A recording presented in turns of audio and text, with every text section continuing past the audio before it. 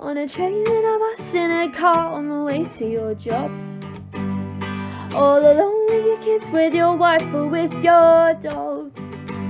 You can listen anywhere, you can listen everywhere, to the Philip Maloney podcast.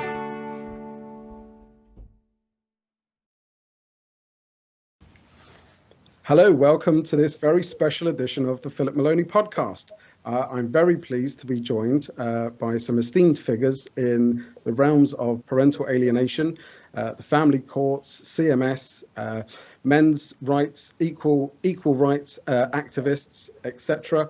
And without further ado, I would like to introduce you to them all. So first of all, we have Natasha Clark, we have Jan James, we also have Brian Hudson, and we have Sally and Burris, and we're also going to be hopefully joined by Deborah Powney a little bit later on. But if I can first go to you, Natasha, for a quick hello and a brief introduction. Hi, Philip, and thanks for having me on today. It's a pleasure to join the panel.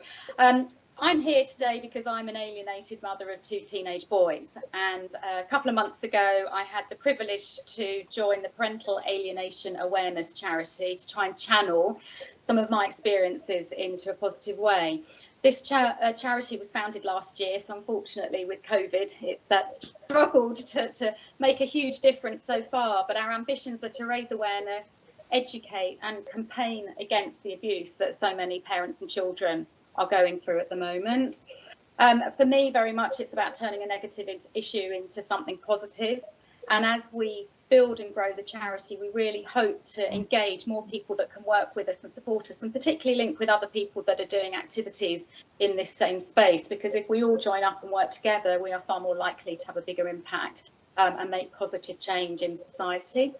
Our first event is happening on the 25th of April, where we're hosting an online webinar where we have a representative from CAMS, a solicitor who actually represented me in the family courts coming in to talk, and somebody coming in to talk about mindset and resilience, and really looking at how those 3 elements come together around this aspect of parental alienation. So it would be great if anybody that watches this today would join us on April the 20th, 30. Wonderful. Thank you very much. That's a fantastic insight. So anything that you would like to link to this podcast, you will see in the description on the YouTube channel, and I'll also put it on the Facebook link as well. So if there's anything that you missed, or if there's anything that you want to get involved with during these introductions, please just have a look at the description or message, and you'll be able to find the information that you're looking for. So next, let's hop over to Jan James. Hi there, I'm Jan James, CEO for Good Egg Safety. It's a real pleasure to be on your show, Phil.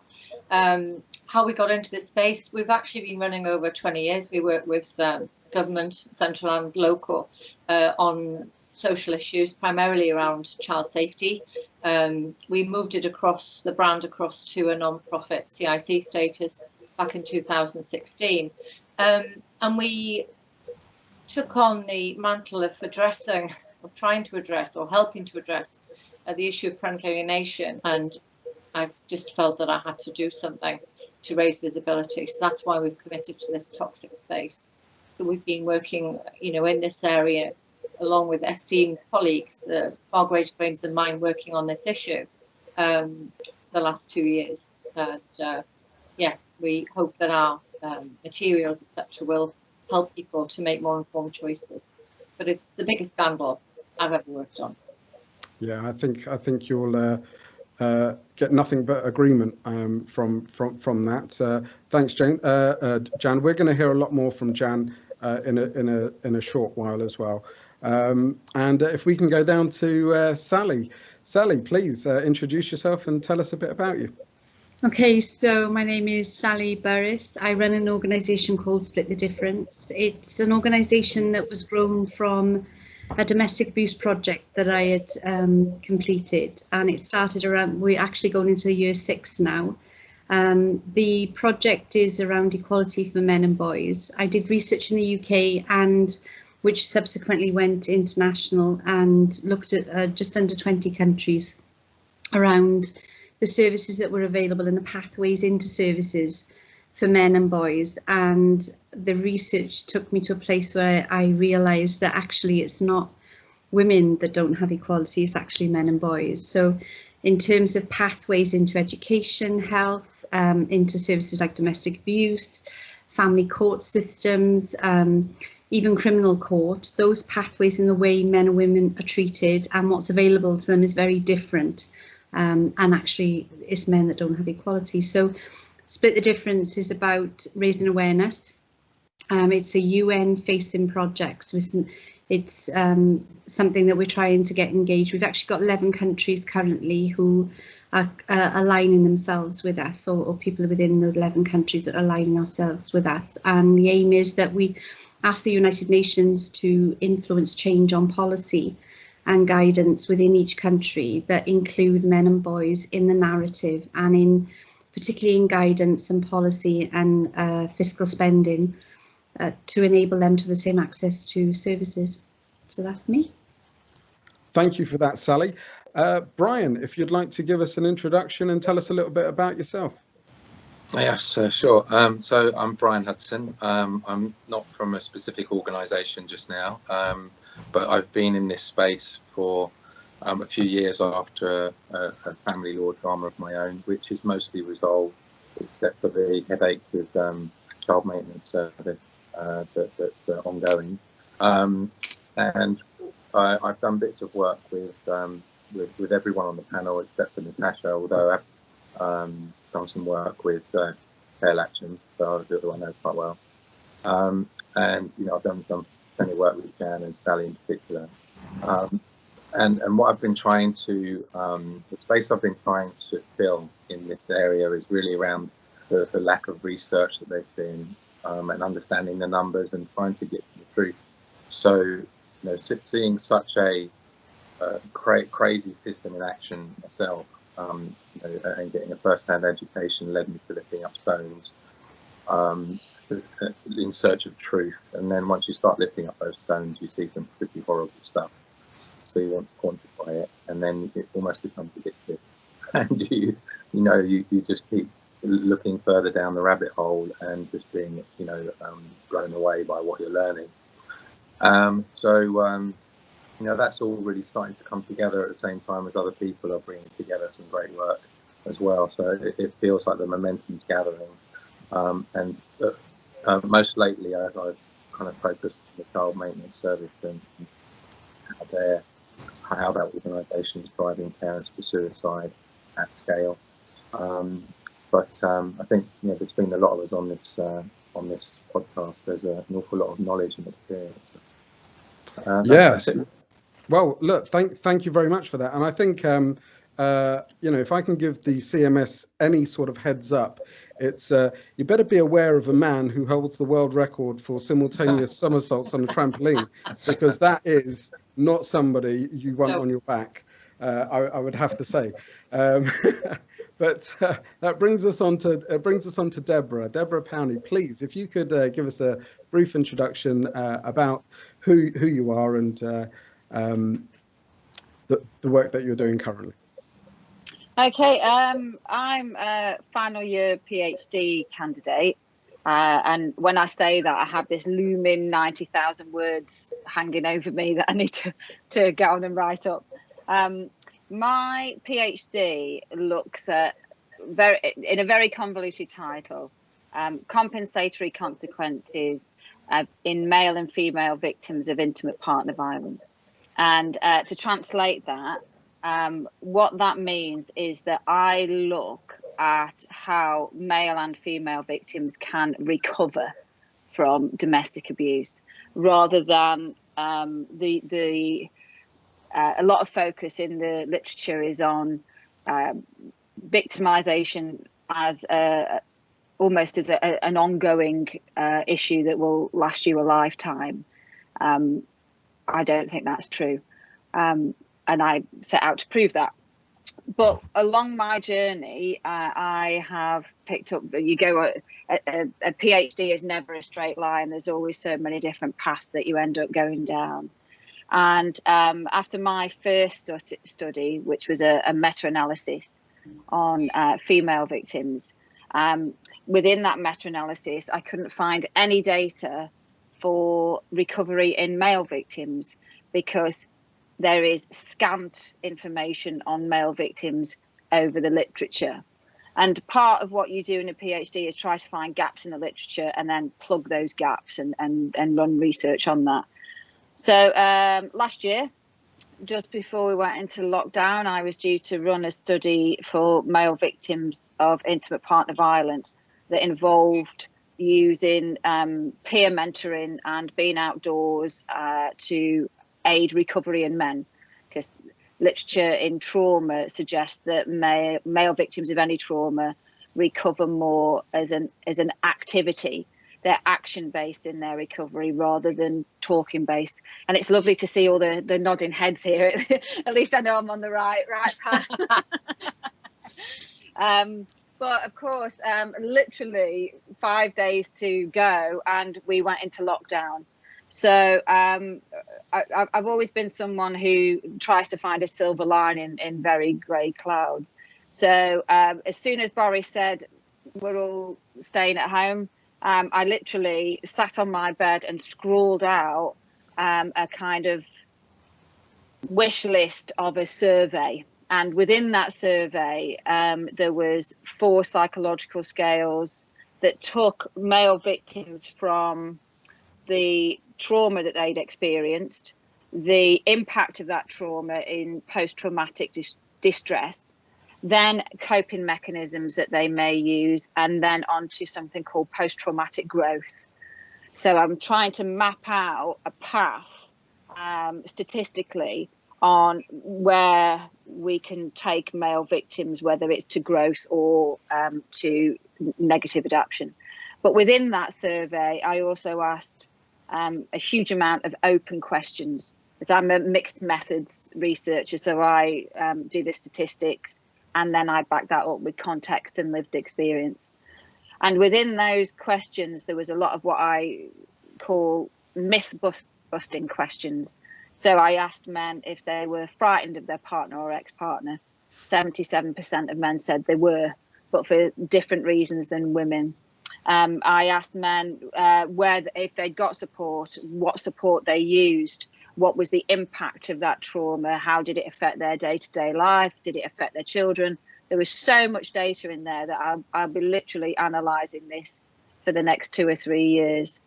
And then the data from that, at the same time, my supervisor was investigating a report that comes through from the Office of National Statistics on coercive control. And I was literally on the phone to her saying, I've got all this data that's suggesting that men they're telling me this is coercive control. I've not specifically asked about it, but all the data that's coming through is indicating that tick list of coercive control with a few variants here and there. So we got our heads together, used the legal definitions and the previous data from that research and legal data, so on and so forth, put them all together and then launched the coercive control survey on male victims. The first one attracted 1,347 participants worldwide, and the second, that was in 3.5 weeks, I think.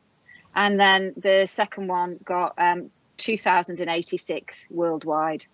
So these are substantial data sets that we can carve up into various areas, whether it's people that are in relationships or not in relationships, culture, religion, age, all sorts of stuff. There's enough to keep me going for a good few years. Wow. Yeah, well, that's fantastic. It sounds like that's going to be some very valuable information moving forward with everybody's plights, really. You know, I think a very important thing is to have good studies that represent the facts. You know, I think everybody can appreciate that because, you know, there seems to be quite a lot of hyperbole around some of these issues, and yeah, if we can sort of nail those down to quite factual areas, then there's nothing but good.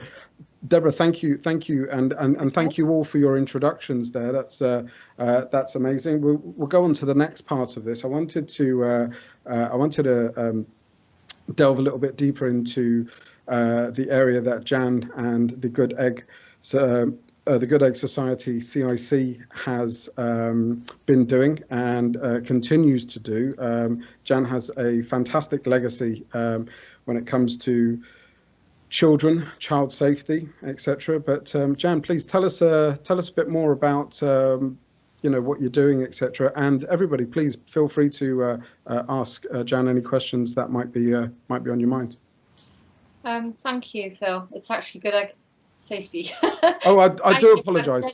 Forward Society. You can call us what you like. I've heard far worse in this space. Good Egg Safety. I do apologise. Yeah. So Good Egg Safety was kind of the platform. It made sense because it's a non-profit CIC. We've got the track record and the relationships with key organisations, but more importantly, we've been awarded for our evidence base and pragmatism. I'm not a sensationalist. In fact, I know it may come as a surprise to you, but I'm actually an introvert. And hitherto, I've never found on this side of the camera. I prefer to be very much behind the scenes. I'm very collaborative.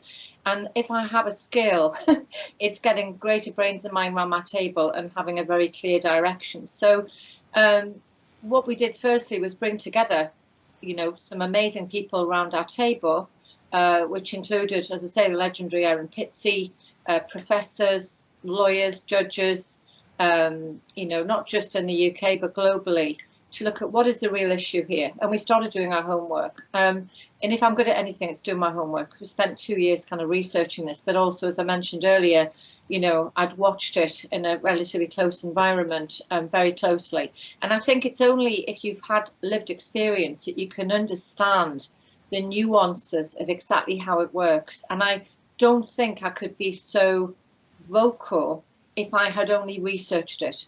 It's only because I've watched it and I know in the pit of my stomach what it looks like and how it works and how it affects the child, and that I've been able to sort of speak more furiously than I would normally.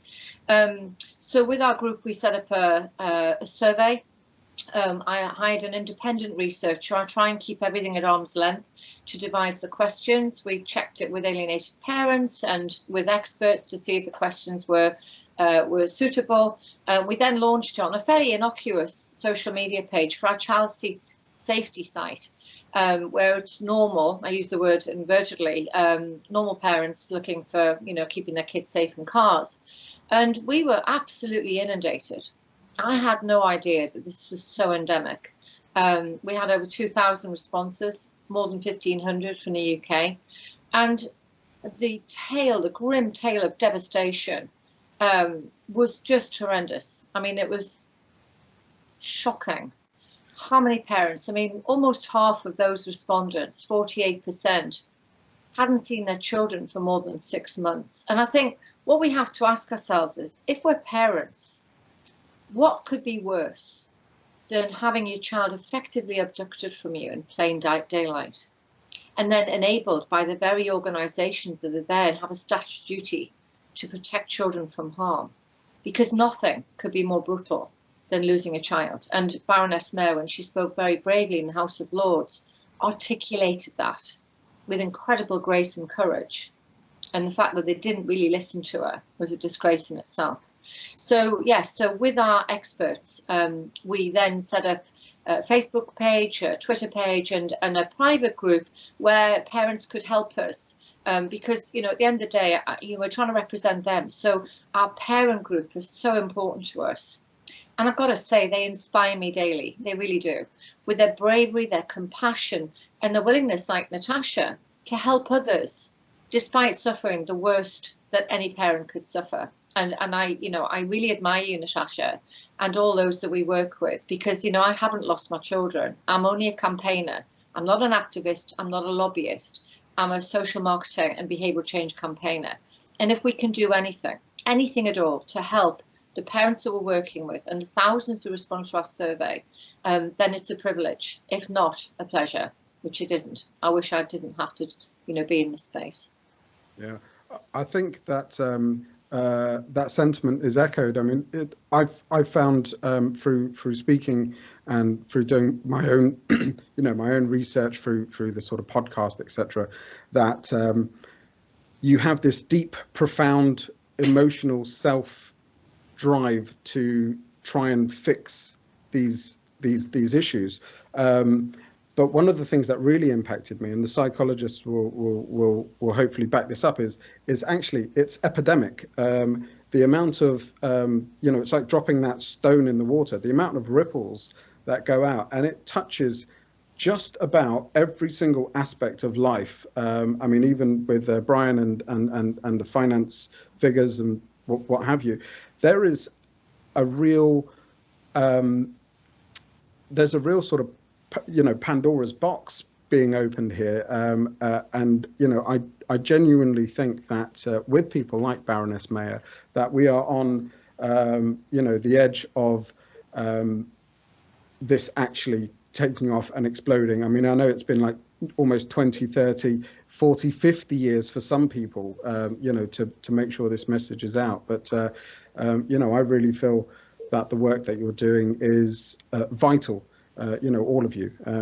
But yeah, so Jan, with that, obviously your latest project is in regards to the material that you're producing and that you have produced. Tell us a little bit more about that, because I'd really like to just sort of peel back the surface, etc., and find out, what are you looking to do with the launch of that material? What's it for? How are you going to how are you going to sort of trip onto the next phase of that plan? Okay, so when we worked initially with our global task force, I committed us to developing a website, producing a report, which is this one here from our survey. And as again, there were far greater brains than mine working on this. It was analysed at source by a leading child psychologist, an expert witness, and also a professor who's a lead academic. I haven't released their names because they would come under the dogpile attack that seems to inflict anyone who dares to tread on the societal landmine. And we also then produced a guide. Now, I mean, it sort of illustrates the size of this problem, because we produced 8 publications across a whole range of different issues: young drivers, child seat safety, young riders, to name a few. These are on average about 32 pages. This has taken a year to write. It's 108 pages to try and even touch the surface on the issues that parental alienation represents. So now we've produced that. What we're doing is we're making that available with the report for sale. And the reason that we're doing it, it doesn't personally enrich me. We're a non-profit. What it's designed to do is to create the funds so we can buy media, because we do buy media. And when we run media campaigns on domestic abuse, where parental alienation undoubtedly fits, or drug driving, or any number of social issues, you can raise awareness. And the issue here is that many people don't even know what this is called. So, but it's endemic. So the way it's gone is I can speak to people like I rang up researchers in the early days and said, I'm not sure if you know what parental alienation is. And suddenly she's telling me she's being alienated from her daughter. Or, I ring another researcher and it starts to cry and he apologizes and said he was actually alienated from the age of 4, until 12 from his father, and he'd never told anyone. And it reminded me of the comment you just made. It's a Pandora's box, and we need to be very mindful when we do start putting these messages out, and we're going to do this using child survivors predominantly, because they're the ones that are telling the story, right? There's no custody issue here. This is their effect, the effect on their lives, suicide ideation, drug and alcohol abuse, low self-esteem, massive trust issues, massive guilt issues, because they've borne witness against a parent they actually love with all their heart. They're the ones that will tell the story, and there'll be nowhere to hide for those who have denied the reality of parental alienation, because they will speak out. And to do that, I need media, and to do that, I need to raise funds. And I'm used to getting funding from businesses, from government or, local authorities. It doesn't sit well having to take a penny from a victim parent. It doesn't. So I really wanted to give something back in return, which is why we produced this. And the feedback we've had so far has been very touching. You know, parents have said how much it's helping them, and that fills me with, you know, relief, firstly, but also, you know, that it's been a worthwhile endeavour, because this is a toxic place and people generally get chased out or shut down or silenced. We won't be silenced, because this is a reality, and victim parents and children deserve better. So that's what we're trying to do. I think that's fantastic. How much is it? How much is it? Oh, the guide is 90, about 20 quid for the for that. But you know, what I've done is I've bought hundreds of books. I've got hundreds of research papers. I've spoken to so many. This is a distillation, because if you're actually a victim parent, I'd imagine you're suffering from PTSD. I mean, I'm not a victim parent. I think I'm suffering from it just working in this space, because it's so toxic. You know, we'll be relentlessly attacked from all sides. So what this does is hopefully make it a bit easier. You know, all the information is in here. We've got quotes from the, you know, the estimable Jennifer J. Harmon, who we think is fabulous. She's our heroine. Dorsey Pruter, you know, Childress, Warshak. You know, we've put it all in here to make it really easy to work out what parental alienation is, what are the behaviours that manifest, why it's a form of domestic abuse, how to deal with your alienated child, because children who are alienated act in completely different ways to children who are estranged from, you know, other abuse. Sure.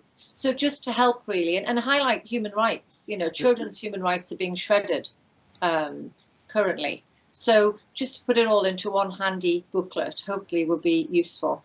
Yeah, no doubt that that's going to be useful.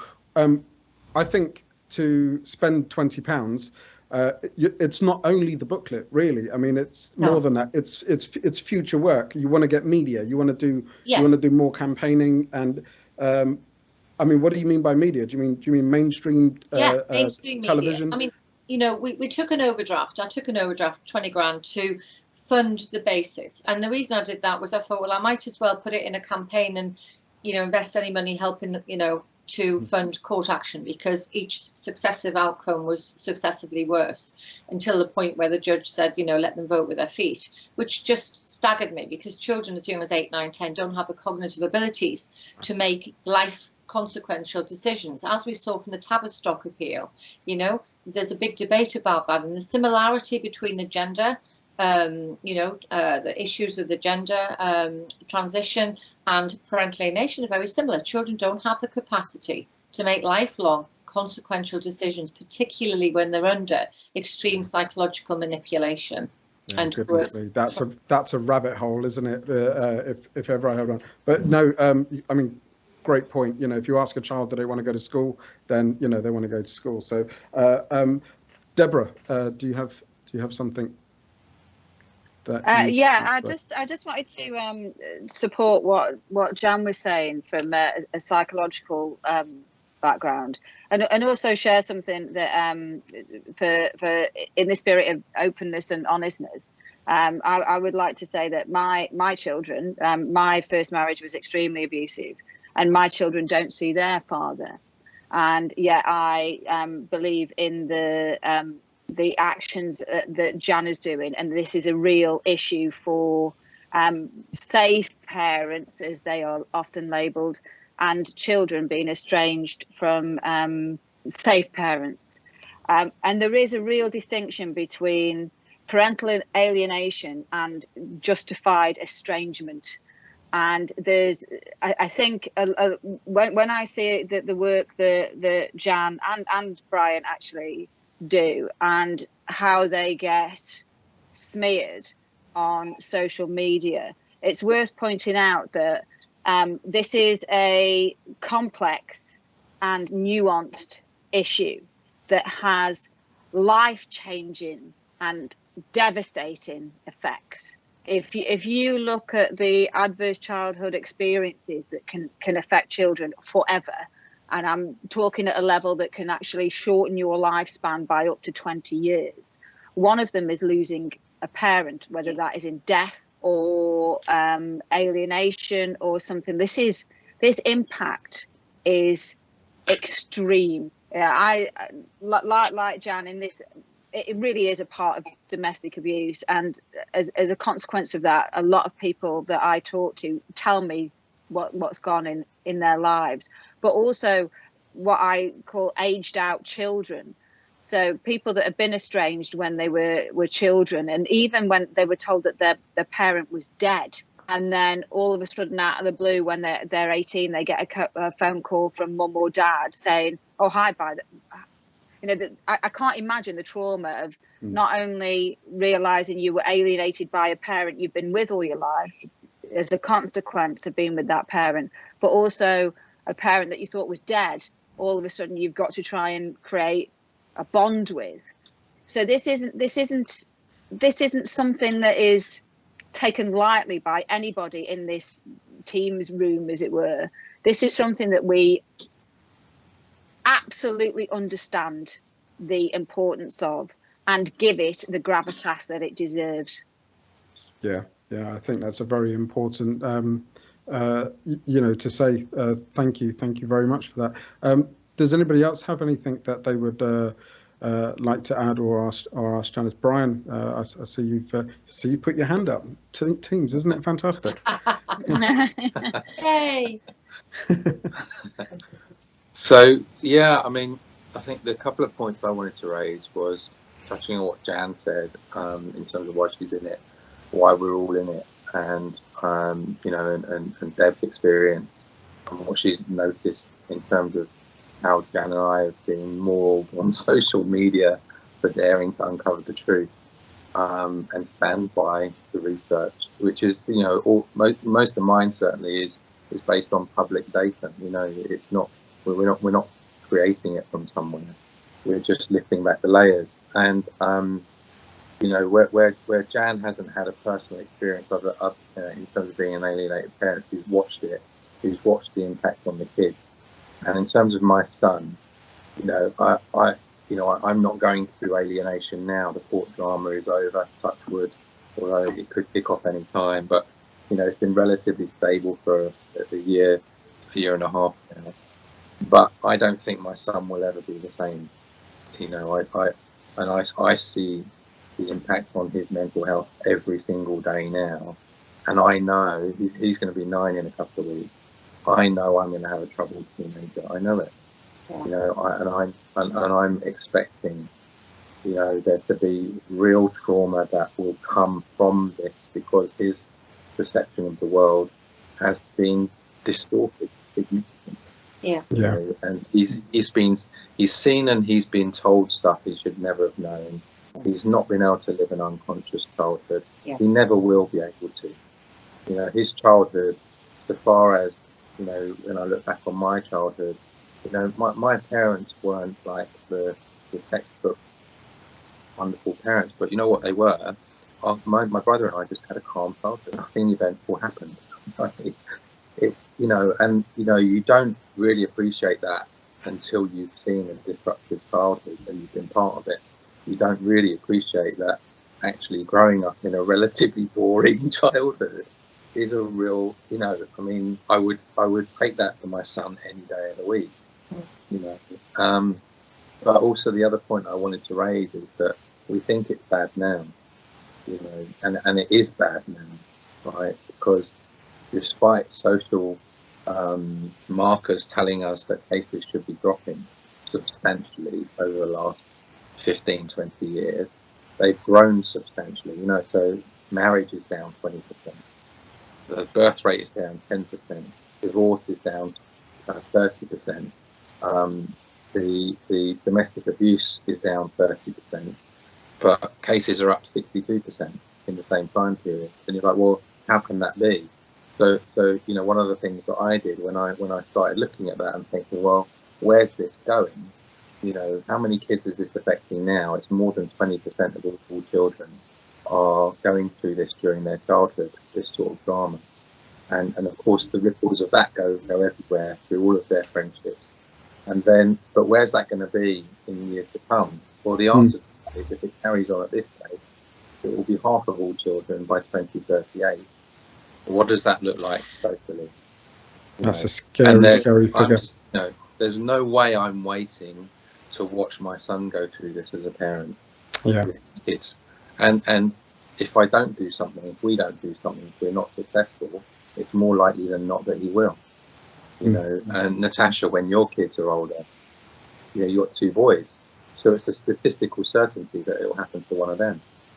Yeah. That's not acceptable. We can't wait. Natasha, you have your hand raised. Yeah, thank you. I've got there's quite a few things I'd like to add to that have been said. I'll try and keep it concise. No problem. Jan, I just must say to you, I thank you, because when I watched your video on LinkedIn over Christmas, which was a particularly bad time for me, it was just so amazing to see somebody so passionately fighting for this cause, because I'd struggled to find any online kind of presence really recognising what I was going through. And you gave me real strength actually to think about how I channeled my energy, so thank you. And the rest of you too, who are really helping people like Brian, myself and the others. But Brian, just in turn to what you said, I mean, the impact on society in the future is going to be huge. I've got a handful of friends, actually all female, that have gone through nothing as extreme as me, but nonetheless their children have been through parental alienation to a degree. And I think you're right, the number of children this is happening to is significant. And therefore, what is the impact in 20 years on society when we've got adults, as they will be then, with mental challenges, poor mental health, the things that we're trying to fix today, and yet the root cause of these mental health challenges and issues that we're trying to fix come from things such as parental alienation and what goes on in your childhood at home. So I think you're right, it's frightening the impact this will have if we don't stop it. I think the other point I'd like to make is that most people would look at me in the past, and I was successful in business, I was the breadwinner in my family, I looked like I had a high-flying career, I was doing well. No one had any idea of what was going on behind the scenes, and people were gobsmacked when I told them that I was experiencing what I was experiencing. And so I think, to your point, Brian, as well, this could happen to anybody. There's no rules around who this happens to. Like you, I had a very stable childhood. Parents were together playing badminton in the garden, and it was lovely. No way did I think this was where my kids would end up. And so again, I think there's an education piece around this, which is it can happen to anyone of any background, of any creed. And that is important to recognise, because it isn't just men, it's women. And so, Jan, I think you touched on a couple of things I just wanted to reinforce. I think it was yourself or it was Deborah that talked about dealing with trauma and death. I feel like my children actually have died, and I hate to say this, but it would have probably been easier for me if they had, because I could close the door. I can't at the minute because they're out there. I haven't seen them for 2 years. And all I get is abuse and hatred and demands for financial support and nothing back. And I can't close the door on it or in any way compartmentalise it, because they're my children still, and I'd do anything for them to get them back. But as you said, Jan, how do we know what to do as parents for the good of our children? Yeah. And Deborah, I think the work you're doing sounds really important, because I've spoken to a lot of parents who focus on counselling for themselves. I chose to focus on getting counselling to help me know how to best manage my children's emotions and behaviours, because I can look after me, but I needed to know that when I was engaging or having the chance to engage with them, that I didn't make this worse for them, that I made it as easy for them as possible. And so the work that I think you're doing around analysing adults that have experienced this is so helpful, because it allows people like me to know what are my kids going through? How do I respond to their outbursts? How do I make them feel safe to come back to me when they're ready? And so that's really, really helpful research, and you being able to share that, Jan, through the work you're doing and helping parents identify early when this is happening, so it doesn't hit them you know, the kids don't just walk out one day and never come back. They can start to see what's happening and manage it early and know how to deal with it. It's so powerful and so important. So thank you all for that. Yeah, no, absolutely. Yeah, sure, Jan. And then Sally, we'll come on to you, because I can see you've got your hand raised as well. Sure. Firstly, Natasha, you know, I'm so sorry for your experience there. No parent should have to go through what you're going through. And you are a voice of thousands, tens of thousands in the UK. As a campaigner, my first role is to look at what the real problem is, because my team can work, you know, writing award-winning ads, as they have, coming up with the right solution to the wrong problem will mean it's destined for failure. And you shouldn't even have to think about how you're going to deal with your alienated children, because this shouldn't even be happening to you or to them. This is a bigger societal issue. It disgraces us. It disgraces us. Basic attachment science tells us that children perform their very best, their own authentic lives, when they have two safe parents in their lives. We're not talking about estranged children through other forms of abuse. We're talking about safe parents. And so many safe mothers, fathers, grandparents, you know, the whole familial heritage has been eradicated and wiped out because we haven't got to grips with the basic issue. And when you look at what the real problem is, it's a gendered issue where we have a proliferation of quasi-false research which positions parental alienation only as abuse for abusive fathers to continue re-victimizing mothers. Now, as a survivor myself, I want to take nothing away from genuine survivors. I understand the imperative of protecting victims of abuse. So we want to take nothing away from them. What renders me as a survivor incandescent are those who we know are gaming the system, right? House tick, pension tick, children tick, you know, refuges tick, because they're stealing from genuine survivors. They're stealing police time, refuge space, to what? Prevent an equitable co-parenting plan. That is a disgrace. So I'm so sorry that you're suffering that, but it is not a gender issue. And we try to get that across with the House of Lords. There was research done by a researcher in a local university, and it will be released soon, where she looked at parental alienation in Nigeria and compared and contrasted it with the UK. And it's a complete reverse in Nigeria. Nigeria is a more patriarchal society, far more so than we're being told the UK is. And it was a complete opposite. Fathers were alienating mothers. Here, it is more likely that mothers may alienate, only because the majority of mothers, 93%, get residency. So it's not a gender issue. It is a residency issue because it's a power control issue. And it's not that, you know, the message we're being given is that abusers are playing the alienation card to subvert genuine abuse claims. What our experience is telling us is actually no. Abusers are alienating the children. That's what they do. They don't play the card. They actually alienate from a safe parent. That's how they get the power and control, because they're weaponizing the children.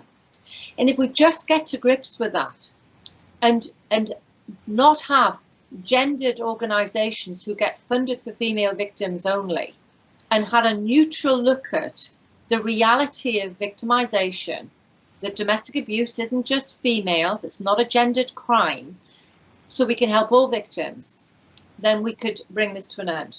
Because as Brian was saying, it's actually 1 in 6 children now, according to an NHS report in October last year. 1 in 6 children have a probable mental health disorder. But I'll tell you what terrifies me. 27% of young females aged 17 to 22 have a probable mental health disorder. Now, they soon may be mothers. We're actually increasing the likelihood of more issues, more victims, more perpetrators.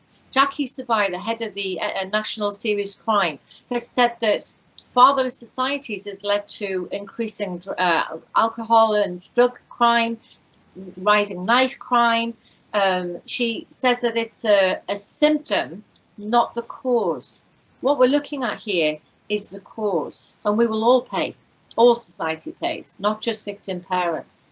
So we need to see a grip on this. Well, no, thank you, Jan. Sally, please.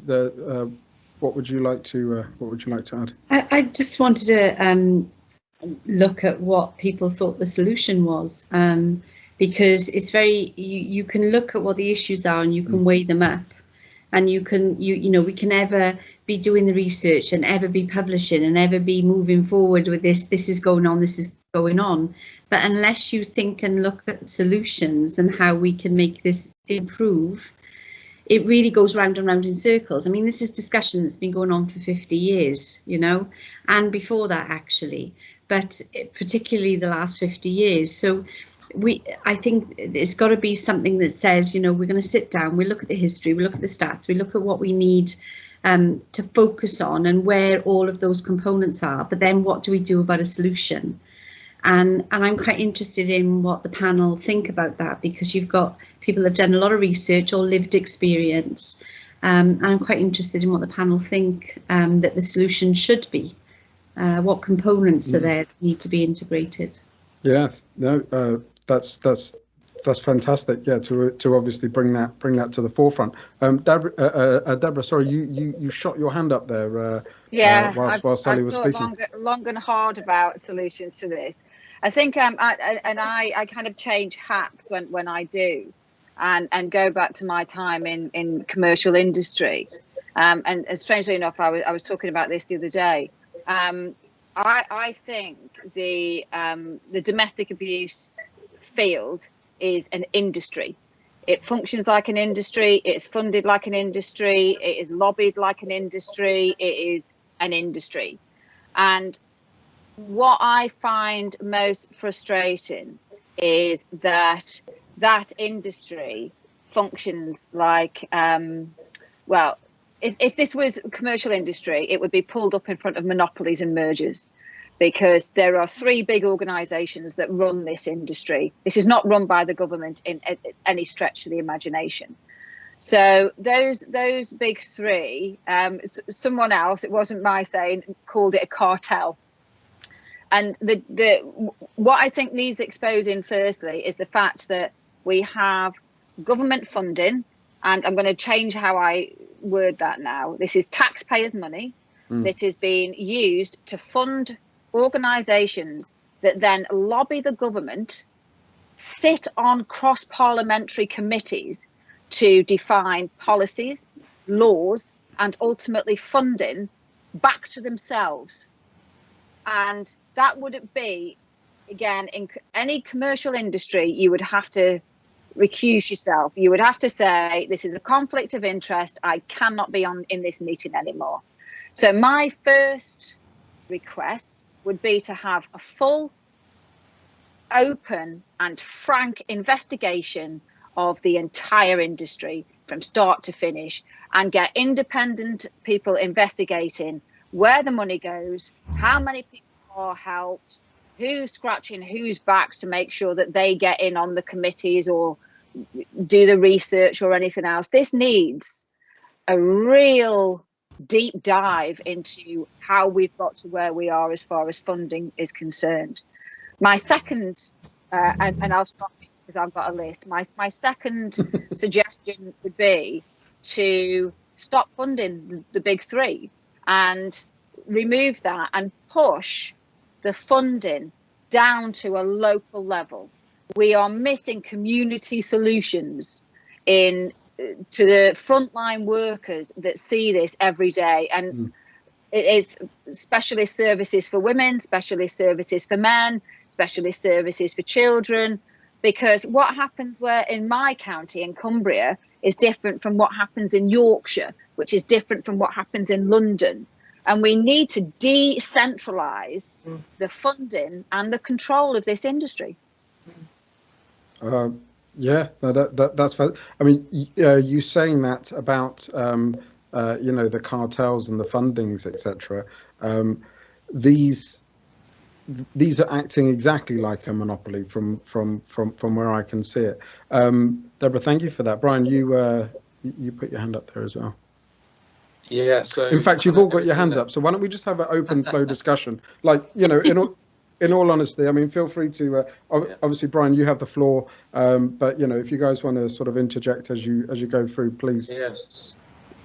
So everything that Deb said, except what I'd inject some real world into it, in that if we did that, there'd be some very high profile people going to prison for a very long time, in my view, deservedly so. I think it would take a long time to complete it. I think it would take probably decades before it ever happens. So I think we're gonna have to have other solutions, because they hold all of the power today.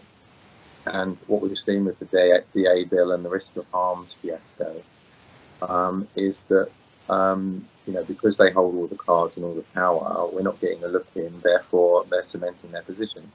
But what they have done is, I think they've gone so far now what they're doing that the only way to respond to it is to build a set of services that undermines what they're doing. And I don't mean that by any sort of, you know, protesting and or anything violent or anything like that. But there's 50,000 parents each year, or you know, separating couples, or more than that each year, going into family court. So there's potentially 50,000 new victims in this audience, to add to last year's and the years before, and they're the ones that go to court, right? So, you know, really we need to be educating these people so that they know, before they even go through that battle, what the chances of success are, right? What they need to do to protect themselves, what the reality of that drama is going to be, how, you know, how to live through it with things like the work that Jan's done with the guide, but taking that even further and start educating the next generation before them, before they get a chance to be a victim. So the kids, you know, like your boys, Natasha, you know, we need to start reaching into schools and universities to reach the kids that have grown up with this, their friends that have watched them grow up with it, and to say, you're next, right? This is the reality of what's happening, and we need your voice here, and we need your intelligence and your social conscience. And we need to engage them in the same way as the youth have been engaged into Extinction Rebellion and, you know, the climate crisis, and into Black Lives Matter and all of these other social issues. Because when you engage that generation, things start to move. And, you know, so that's one thing I think that we need to be doing. And in the meantime, we need to accept that a lot of people are going to die if we don't do something pretty damn big and clever to protect them and stop them from dying. Now, all of those parents and all of the people they're connected to who are so dramatically impacted, they have jobs, you know, they're running teams, or they're part of a team, or they're a key person, or they're an essential worker, or they're a teacher, or whatever it may be, you know. So their employers need to really be aware of how much of a derailing influence this can be. And we need to use those people to reach into those employers. And then those employers need to get an understanding of the responsibility they've got to be a safety net for those people, and also reach into the rest of the workforce to say, well, if we're being a safety net for these people, how many of the rest of them aren't telling us what's going on because they can't, or they're embarrassed, or whatever it is. But we need to reach out to them and say, actually, we're aware of this social issue now. And then, you know, and then also at board level, how many of them might be going through it? What's the impact on our customer base? You know, what do we need to do to support that key person who's connected to 50 people in the business? So if they go under, all of those projects go under. And actually at board level, as business leaders, why aren't we talking to government saying, what the hell are you doing? Yeah, no, absolutely. What the hell are you doing? I think, you know, to all intents and purposes, that needs to be everybody, all of our industries moving together. Natasha, how are you for time? I'm going to have to go shortly, so sorry. No. You did say, and we've kept you even over that time as well. But would you like to, is there anything that you'd like to let us know before you go in regards to parental alienation awareness?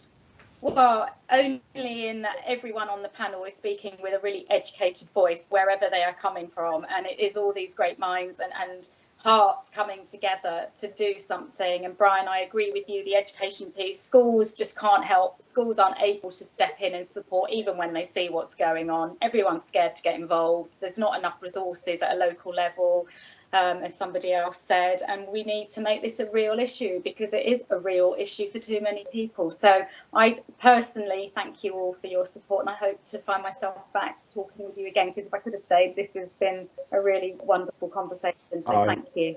Yeah, absolutely. It's a shame you have to go. Stephen Monk Dalton is doing a tandem bike ride, I believe, with in regards to your charity as well. So, you know, let's give him a shout out, and hope he makes it all the way from. He's going from Spain to London on a tandem bike. There's loads of details, and we'll stick that on in the description as well. So good luck, Stephen. And if there's anybody out there that would like to join Stephen on his bike, so obviously there's another seat available. I think it's like 21 days. Yeah. But thank you, Natasha. Thank you so much for nice for to meet you, Natasha. Bye bye. Thanks, Natasha. Bye bye. Bye. Okay, so let's continue on with that. I believe Sally and James, you both wanted to add something to that. I mean, I just wanted to say regarding what Deborah said, when I did some research, I was a critical friend to a local authority in Wales that was under special measures. Part of their structure was under special measures, and Welsh Government asked me to be a critical friend when they were trying to resolve some issues that it had. And that actually led me to look at where the three cartels have threaded themselves within services. I've delivered services, housing related and support services for like 15 years. So I've worked in partnership with lots of organisations and statutory organisations. But what that did was it enabled me to see from kind of a local authority viewpoint exactly where the cartel had actually threaded themselves throughout the local authority. And then I ended up looking at all of the local authorities across Wales. Wow. And in actual fact, women's aid and women's services are actually threaded in police stations, police and crime commissioners, housing, health, education, local authority planning groups, hierarchical positions in like strategic mapping groups within the Welsh Government and the National Assembly for Wales, which led me to look at Bristol. I looked at Cheltenham, I looked at Gloucestershire. And in actual fact, this cartel is threaded within every decision-making environment across the whole of the UK. And when I watched 4 days of parliamentary TV, when the Domestic Abuse Bill Committee were taking their witness statements, all of the members, apart from two of them, reflected on previous work that they had completed with these three cartels, and reflected through the conversations. I remember when we did this. Do you remember when we did that? So in their own witness statements, watching the TV, they had said that the committee had actually worked with these women's services. Now that is a direct conflict of interest. Absolutely, and don't forget that the person heading up those committees, the shadow secretary for domestic abuse, was the business development manager for Women's Aid. Yes. So this is how all this is knitted together, and how insidious actually this is, and the level of conflict of interest. I don't think you could get any more conflict. It is just a sandwich of conflict of interest, and it would not exist in industry. I think there's this thing it's actually embarrassing, and you know, when you watch it unfold, it's so blatant that I feel embarrassed, because not just that they're so blatant, but that they're being allowed to be that blatant, and so you end up you think to yourself, either every politician is blind stupid, or this is just running rampant corruption, because you know it's such an insult to the intelligence of the viewer, and so it just, you know, we're watching this stuff thinking we shouldn't even be doing what we're doing. There should be no need. I shouldn't be here. None of you should be here. We just shouldn't be needing to do this. No. And here it is. It's so overtly blatant. You know, you've got, you could take the characteristics of alienation, plant it into Parliament and the House of Lords and the risk of harms, and you've got a perfect example of what it is at political and institutional level. It's silence one half of the debate, make sure they've got no funding, call them abusers when they're really victims. You know, it's and coercively try to control the debate. You know, I just add to that, because I think it's a really important point that you're making there, Brian. I think that most politicians, you know, I'll probably get shut down by you for saying this, but you know, most politicians aren't fully aware of what it is we're talking about, and there is undoubtedly a resistance to speak out. We had one lone voice in the House of Commons, Philip Davies MP. He said he's got something like, I don't know, 73,000 Twitter followers and they all hate him. And we had, you know, Baroness Mayer, you know, standing out, and Baroness Altman, and then a few more like the Baron Winston, Robert Winston, which is a fantastic endorsement, because here he is, a leader in science, a leader in medicine, and a leader in human development, is speaking out for the amendment of parental alienation. I would trust him far more than I would trust, you know, radical feminist researchers. And I think that there's a fear, and I understand it, because I'm only a campaigner, and the amount of vitriol and abuse I've had in the last 2 years, I've had more in the last 2 years than I've had in a lifetime. And they can't find anything, they make it up. So if you believe some of the were under police investigation by a regulator, all false, but designed to bring you down. You know, that we house abusers. It is relentless.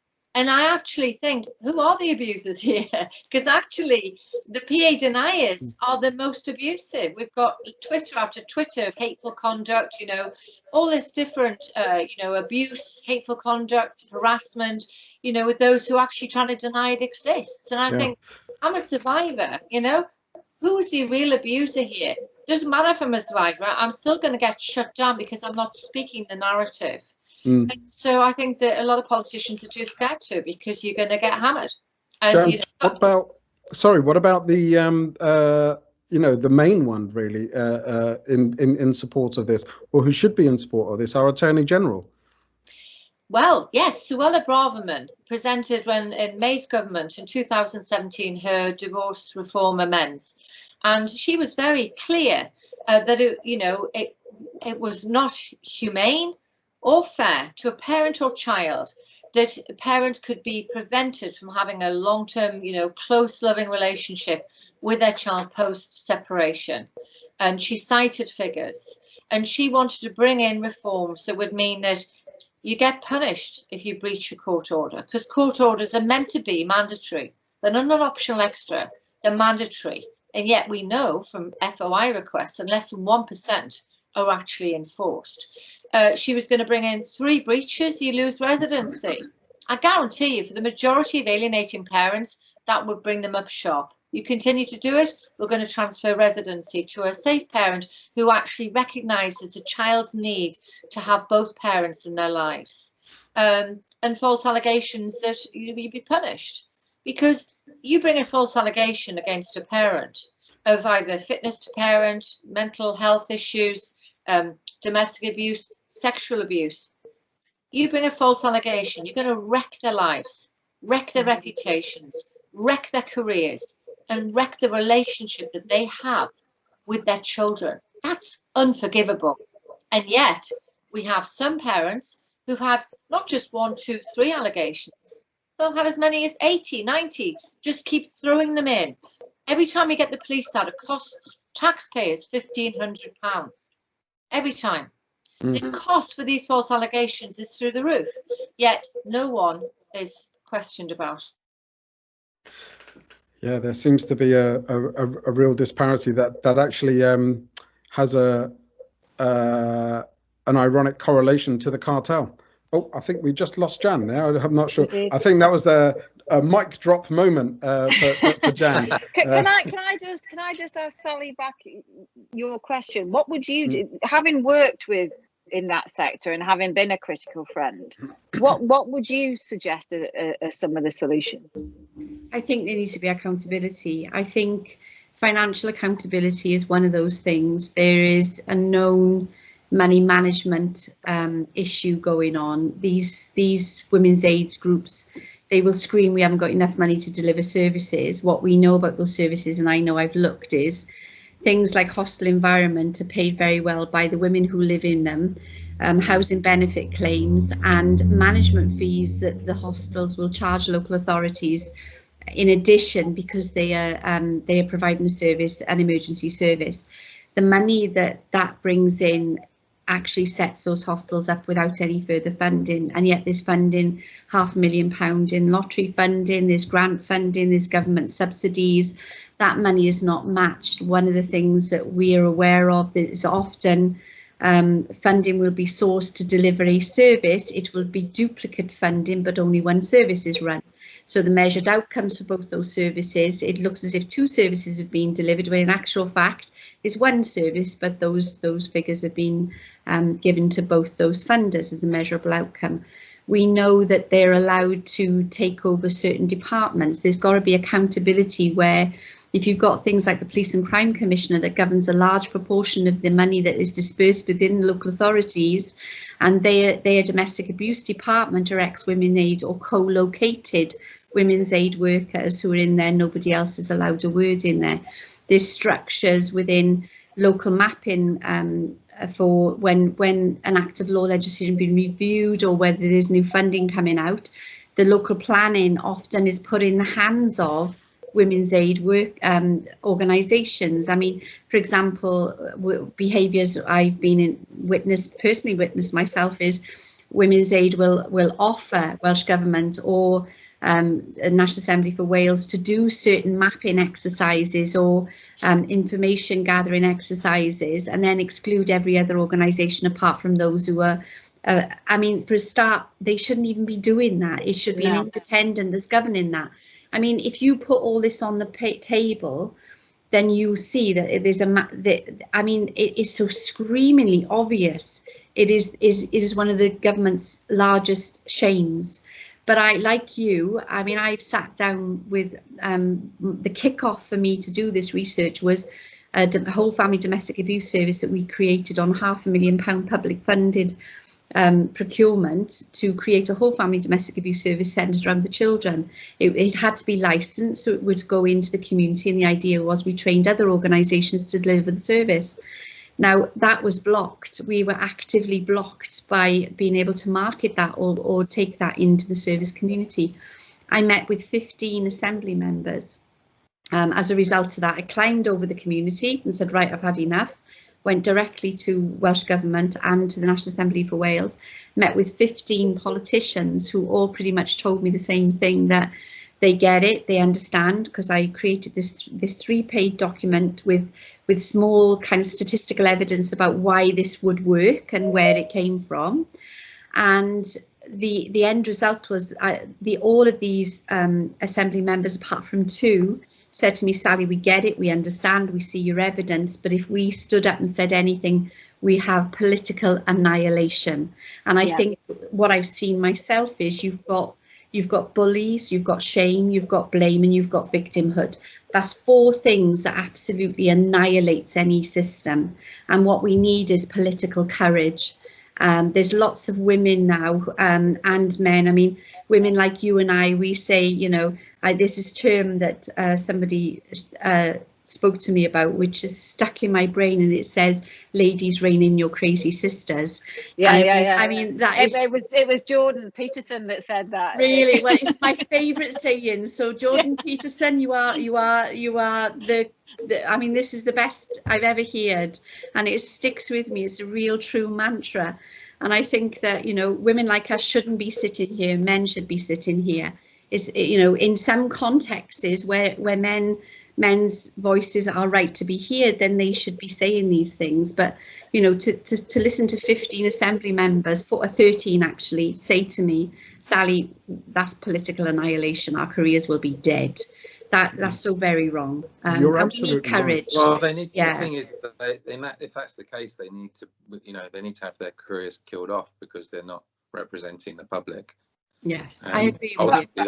that's what we're going to have to try and achieve somehow. Well, I think if it does come down to money. Money's going to get tighter and tighter as we go forward following lockdown. And I think we need to get to the point where we can say to voters, mothers, sons, daughters, everybody, and say to them, this industry, A, is not going to help you. B, I would argue is going to cause actual harm to even the people that they say they protect, let alone everyone else that they exclude. But also, this is costing you X amount of thousands of pounds per household. You are paying for this. And I remember, I don't know if you've heard me talk about it or you saw it on social media, but when we went into the first lockdown, one of the big three was advertising for funding on Facebook. And you could literally go on like a shopping list and click on hygiene kits and click on a night stay. And it was like 15 or 25 pounds for a hygiene kit, 52 pounds for a night stay. And like Sally, I was thinking, you get government funding, you get lottery funding, you get local authority funding. How many times do you want to sell the same room? It's preposterous. But actually, following my first survey, women were contacting me that had actually stayed in these refuges. And I'm in this industry, but considering that most people are not, I thought refuges were free for victims. I thought they rocked up there and it was like, come on in, we have the space, let's get you sorted. Oh my God. It is like a property management company that completely triple sells its rooms. Yeah. And then I went on, I did a sort of back of an envelope calculation because they were asking for this £52 per night for a safe haven. And it's all the marketing and all the blurb that goes with it. A safe haven for a vulnerable woman. And then she'll need £15 for a hygiene kit and £10 for a toy for the child, and it's all layered on guilt. And I did a back of an envelope calculation based on their CEO's salary and figured out that if their CEO at the time dropped 1 year's of salary, it would fund 11 and a half years in a refuge. My goodness. And those are the kind of messages we need to get out there, that these aren't the saintly people that we think are doing it out of the goodness of their heart. There's a lot of financially vested interest, let alone belief vested interest, where we're not just saying to people, we're going to shatter your worldview of what you believe causes this and what you believe these people are like in here. And I'm not talking about frontline service providers, because I believe most of them are doing this out of the goodness of their heart. Most of them are volunteers. I'm talking about the absolutely. The industry behind behind it. Yeah, that's exactly. We need to get that message out so that people realise that you're not just trying to shatter belief systems here. You're actually going to, if this message gets out, we're threatening people's mortgages. And that's where we're at of this. And that's why the smearing and the bullying and the shame and the scrawny finger and misogyny and all that kind of stuff, that's used because they want to keep their lifestyle. Look, I do have to draw some brackets around these conversations, but I think this isn't the only podcast that we're going to do around it. We're going to have to do more. But to go back to you, Sally, and talking about women reigning in our crazy sisters, if I can at all say that and people don't cringe, but it's you're absolutely right. There should be more men doing this, or there should be more men that feel that they can do this. But I would really like to say thank you to all you women out there who are raising this issue on our behalf as well, because there are some men who will do it and they will act as cuttlefish to do so. So you know, that might be a joke that only Deborah gets at this point, but the cuttlefish analogy will have to come at a later time, hopefully to keep people tuned in. Jan, thanks for coming back to us.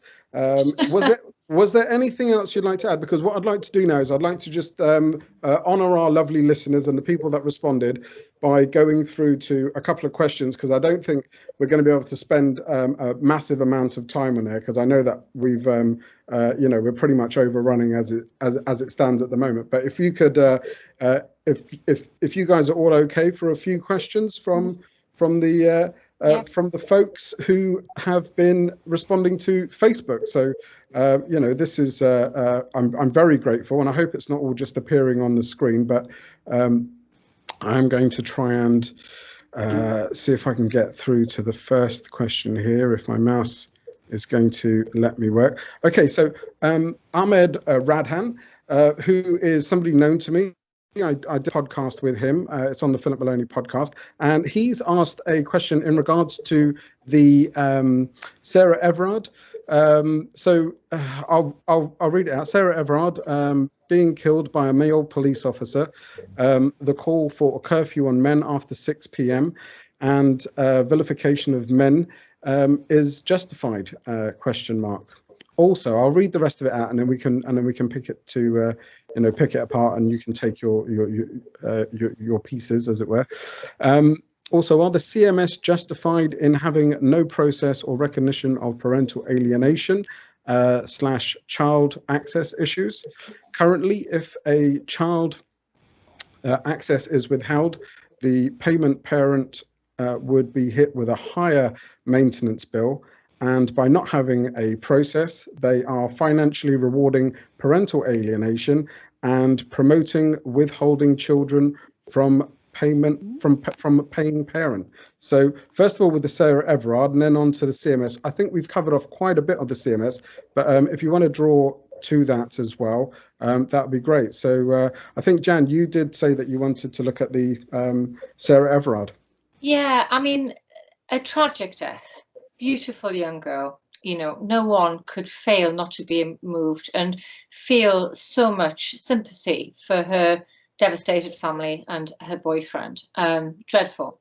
The fact it was a policeman, and there was some rumour that there was another female involved, is terrifying. However, the way it's been politicised to further fear-mongering for a political issue. Let's face it, we were just coming to the end of the domestic abuse bill heard in the House of Lords. Was nothing less than unedifying. And watching Baroness Jones suggest, even if it were in jest, which I doubt it was, that men are on curfew after 6 o'clock was a disgrace. The Speaker of the House should have called her up on that. Because let's face it, if it were the reverse, if a man had been killed and we'd been debating it, and any man had spoken, peer, that women should be on a curfew, there'd be an absolute outrage. And the reason I find that so terrifying is that language matters. The language that we present matters. And what we're doing is we're perpetuating this myth that on every street corner, you've got a male killer, a male rapist, when we know from the stats, 99.9% of men, which actually, Brian, you sent to me, will not kill a woman. Most men are law-abiding. They love their wives. They love their sons and daughters. They pay their taxes. For us to address this issue, we need to all come together, both gender, all of society. But for it to be whipped up to further the position that all men are abusers, I thought was disgusting. And what was really interesting was Sarah Everard's best friend, Helena Edwards, came out and said she would have hated for her death to have been politicised this way, because it doesn't help a grieving father or a grieving boyfriend. So it was a disgrace. Yeah, Davina McCall came under some flack as well. And well done her. Mm. Can I say something on that as the lone male guest? I'm gonna go with yes. They should curfew all men at 6, and I'll tell you why. And never will we have a better opportunity Mm. to do what they've suggested and say, okay, let's do it. Yeah. This is what you want, let's do it. Every single one of us curfew us for a month, right? And when they're screaming, to have the doctors back, to have the drivers back, to have the cab drivers back, to have the shelf stackers back, you know, to have the firemen back, we just say no. This is a month. We're only a day in. You'll have to wait till the end of the month. You go and do it. You go and do it. Right? 1 month. So 1 I month just say, male let's lockdown. do it. For me, let's do it. We've had a year near enough in lockdown. Another month isn't going to hurt that much. And you know, it's the perfect opportunity to demonstrate very clearly the huge amount of value that men bring to society, and also the huge amount of safety that men bring to women in particular, and the level of support that men give to women in particular over and above what they give to other men, right? And let's demonstrate it. So I'm all for it. Sooner the better. There's a thing around having who should be an influencer and lead a society feeling that they're allowed to have a tongue that only supports or negates their responsibility in leading by example. And when I hear that, I mean, my first thing was that woman should be held to account, and she should be stripped of all of her influence and power. I don't know how she's not been formally challenged and drawn over the coals by making that statement. It's beyond me how she's got away with it. I don't understand it. I really don't. I mean, I think a male equivalent would be fired on the spot. Yeah, totally. This exactly. I mean, if she was one of my staff, I mean, she'd have instant dismissal. That's all there is to it. Instant. You know. I'm gonna put my 2 pence in for women at this point. And I think Claire Fox summed it up almost perfectly for me. There's a couple of things I don't agree with her in her speech. That predominantly that I don't agree that women are the overwhelming victims of domestic abuse. I would argue that it's symmetrical. However, that aside, she made some really good points that I'd been banging on about. Because this has been completely hijacked. Sarah's murder, abduction and brutal murder, as far as we know, is every woman's nightmare. There is no 2 ways about it. That is lurking in the background of don't go there, don't think about it kind of stuff. And it was completely hijacked to push through a misogyny law. It really was. And what really disturbs me is, again, this is a perfect example of how those that claim they are trying to protect women are actually diluting protection of women. And this is for why. I'll try and be as succinct as possible. This is violence against women, as it's conceptualized, seems to be in the misogyny law. Anything and everything that is against women, and everything and anything is framed as violence against women. Now, on one end of this horrific scale, you have something as innocuous as wolf whistling. Now, as a woman, that back in my day, I attracted a few wolf whistles. On some days I would be embarrassed. On some days I would be annoyed and tell them what for in language that we shouldn't repeat here. And on other days I'd be thinking, oh, well, I've still got it. You know, so it would depend on, you know, we're all laughing because we've all kind of been there. However, as flippant as that sounds, in this bucket of violence against women, we have something as innocuous as wolf whistling. And if you asked any of the men that had wolf whistled me, or most women in the past, and said to them, did you whistle at that woman because you're a misogynist, you hate women and you want to murder, they'd be like, no mate, just got a nice arse. You know, it would be something as trivial as that in 99.9999 recurring cases. On the other end of this scale, you've got the horrific and nightmarish fear of being abducted and murdered on the way home from seeing your friend. And having those elements all in the same basket dilutes the seriousness of what actually happened to Sarah. And that's what I find absolutely tragic about this whole thing, that you think those elements all belong in that same basket. Because I guarantee, as I sit here, you could put all men into curfew after 6 o'clock. You could also put all women in curfew after 6 o'clock, and bad people would still do bad things. And to try and frame it in this ridiculous manner of, oh, we should put men in a curfew, and oh, it's as bad as wolf whistling, and oh, it's as bad as, it's just naive at best, and utter stupidity at its very worst. Yeah, absolutely. I mean, murder is illegal. Yes. Currently, it's already illegal. Yes. Yeah. And I was told at the very start of my academic career, back in when I was at college, when I was studying business, and my lecturer, who gave me my very first law lecture, put this thing out and said, the only people that laws control are law-abiding people. And it stuck with me forever, because you can make as many laws as you want. And if someone's out there that doesn't care about the law, or doesn't care about people, or a combination of the above, you can make as many laws as you want. Doesn't matter. Yeah, absolutely.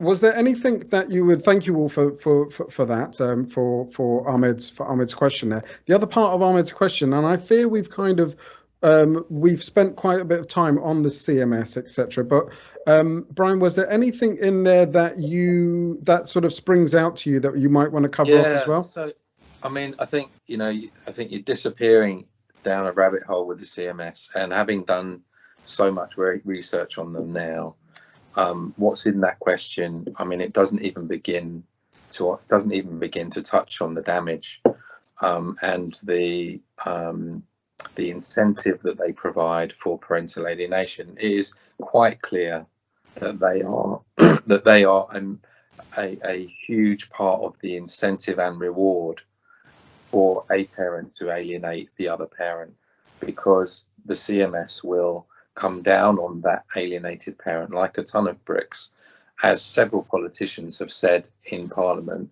and they will enforce debts that have been manufactured in a great number of cases, including my own, to the point that that parent will live in poverty until those children are leaving home, and probably well beyond that. And so without any question of a doubt, the government have created the very vehicle for alienating parents, would be alienating parents, to have the incentive that they need and the reward that they crave, the financial reward that they crave, so they can sit on their arse, do very little, and be handsomely rewarded while the alienated parent is crippled.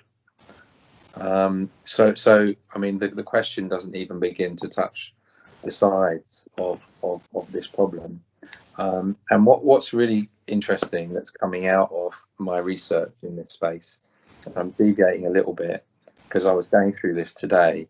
There's two things, and this will be worth a podcast on its own, I promise you, is that when you are a paying parent and you wind up in a position where you have arrears, whether they are genuine or fabricated, and there are an awful lot of that fabricated.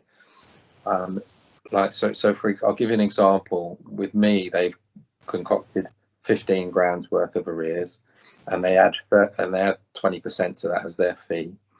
I would have to find a job paying a minimum of 50 grand a year in order to pay that off at £100 a month for the next 15 years, right? And that would be all I would be able to do is pay my basic living expenses, pay tax on that, national insurance, pay my CMS fee, and pay my abuser. I would not be able to pay for I wouldn't be able to contribute to a pension, have a holiday, pay for any entertainment, have any extra money to put out of school activities for my son, who I have 3 days a week. And that's based on 3 days a week of looking after my son, okay? Now, a 50 grand job is a top 20% salary, right? So that rules out 80% of all jobs, right? If I want to pay off that manufactured debt within a year and a half and have that albatross off my back, I have to earn 80 grand a year, right? And I still can't go on holiday, and I still can't have any extra money. I'm paying it off at £1,000 a month. I still can't pay into a pension, so I'm building up a problem for retirement, and everybody else is getting rewarded. And the tax man, because I'm then having to get that much bigger job that takes a lot more responsibility and time and effort, I'm not actually being rewarded. I'm just being taxed in totality. And if I miss a payment, then they'll come down on me like a ton of bricks. They might take my passport or my driving license away. They might prosecute me. It's not very appetizing. I don't feel particularly motivated to fund terrorism, against me, against other people, and for nothing back. I can't possibly escape poverty. I've always got the threat of homelessness hanging over me. I've got all of that pressure. How well am I going to perform in a job that wants its pound of flesh under that kind of pressure where I'm not being rewarded? I'm ultimately going to say, do you know what? I don't really want a mental health breakdown working for everybody else under slavery terms. I'm just going to go on universal credit, and I'll just be poor and not work for anyone and not feed their, under the guise of being a good man who should be providing for his children, under this sort of regime of the CMS. It fits the bill for modern slavery. I've looked up the laws. It fits the bill for modern slavery.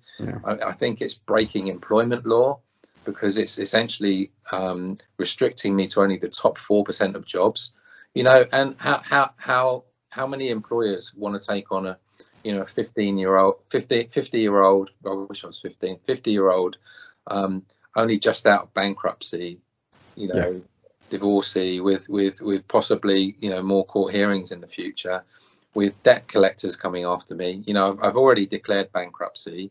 That doesn't get rid of the debt. You can't escape this debt. You cannot. There's no way you can escape it. Part of the danger here is they're leaving a lot of people with nothing to lose. Forgive me. Let me move on to the next question here. So very kindly, Kevin Todd messaged as well, and I'm just going to try and sort of go through this. So why is it that an organisation like CAFCAS, Family Courts knowingly misleads someone who has no opinion, or who has no option to represent him or herself, with no legal experience, and effectively trick a parent into legal loopholes? Surely this is wrong at every level, but here I am with my only crime is trying to be a good dad. Also, what about the so-called qualified professionals that are paid to do the best for the child/children, but ignore the reality because it doesn't fit with the CAFCAS framework yet? I personally had one tell me she knows the system is broken and not fit for purpose, but must still enforce it. Work ethics, being a human, all coming from an organization that is set up to protect the vulnerable. That's a massive area for us. I mean, the social services and the CAFCAS accountability, responsibility, and working within their frameworks, etc.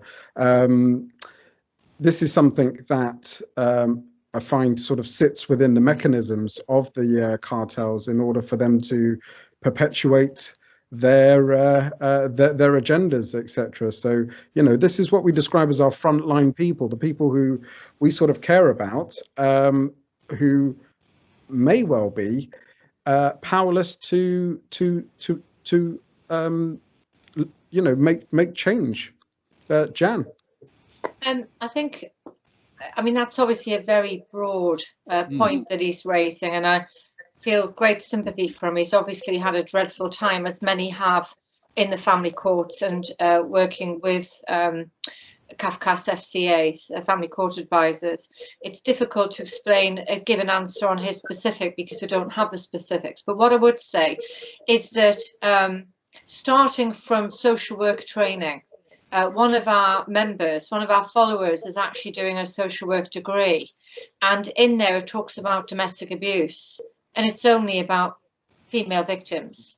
So it doesn't even start to address the fact that, as Deborah said, there's almost symmetry.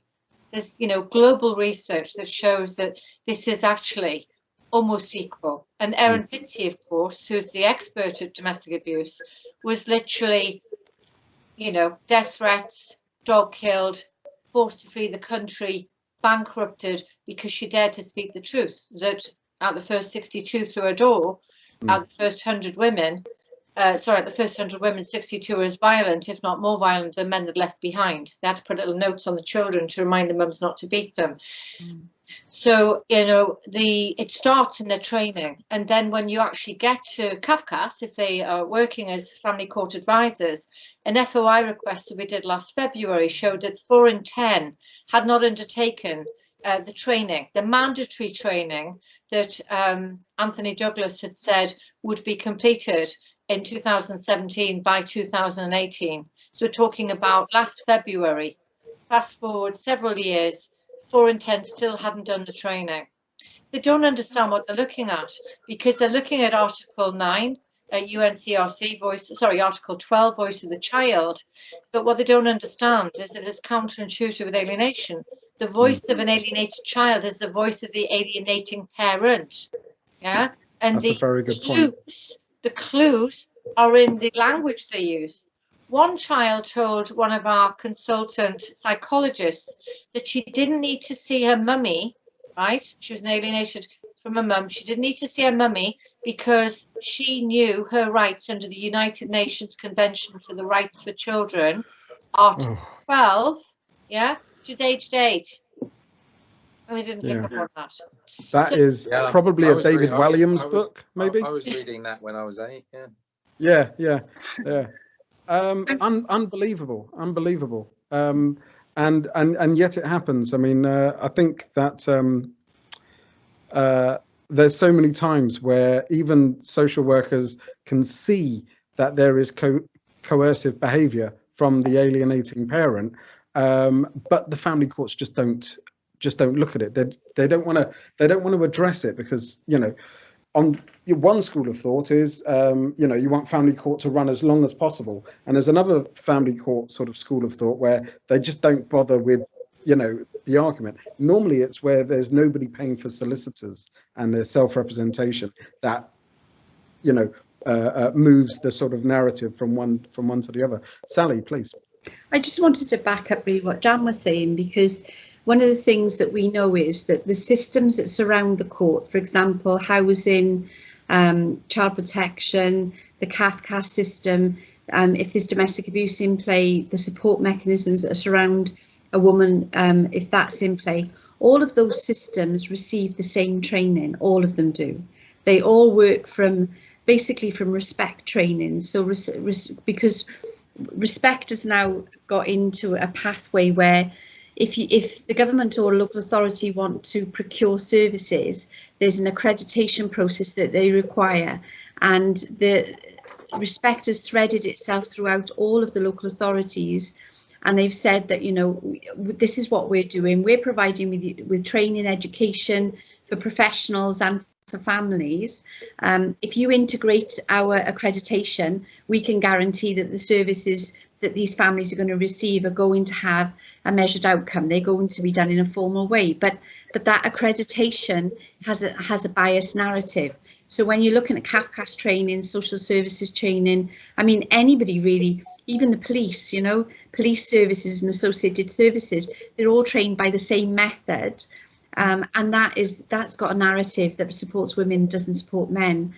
So this narrative is kind of infiltrated through everything, and you can't get away from it. You simply cannot get away from it, and that needs to be addressed. I mean, I was part of the perpetrator programmes accreditation for Welsh Government. They had a strategic mapping group and a planning group, and the idea was that group had a look at what accredited services were out there for perpetrators programmes, and then they defined what that accreditation should look like when they were procuring services across Wales. And I'll never forget, as part of that group, the lead for that group said, OK, so are we saying that we're only going to accept one form of accreditation, which was the Respect accreditation, or are we going to allow other accreditation as part of this procurement process? I said other, a couple of other people said other. The attitude from Women's Services and Respect was, how on earth can you do that? We offer the best.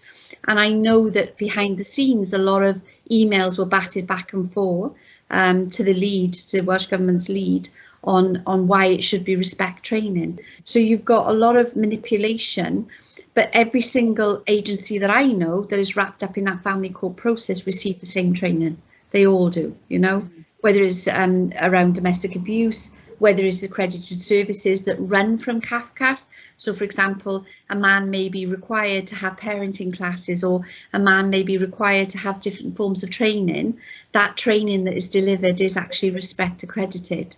So the language is all integrated within that. So it's a bias. You're not going to get away from it.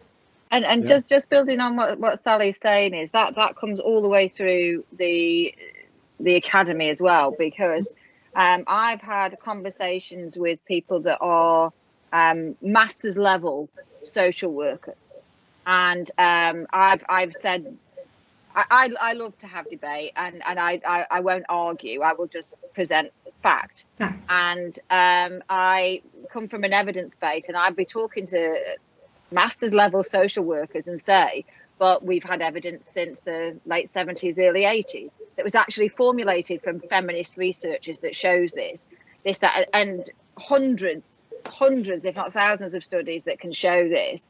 And I've had a master's level social worker look me in the eye and absolutely innocently say, why don't I know this? I've just done my master's.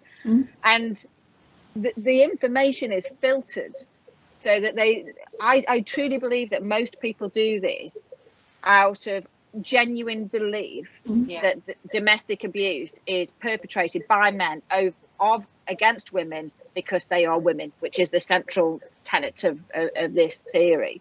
And they don't question it because they're never told all the way through their education, all the way through their training. They're never actually introduced to this other side of the data that goes, take that and digest that. Where you'll find that most researchers that I've come across that look at this as an issue-based problem, not a gender-based problem, also go and research the other side. They'll take a holistic view. My supervisors make me go away and look at the gender-based research. They make me compare and contrast and understand it from the perspectives of everyone, rather than just giving me a snapshot of what is a huge issue. The headline, right? No, that's the. I really am. Like, I didn't know how this was going to turn out when I first thought we should all get together. But I think the way that we're going through an almost organic flow from from Jan through to Sally through to Deborah there as well, and then obviously with Brian and the stats and stuff like that. I think we're really getting some really valuable time here. But Brian, you.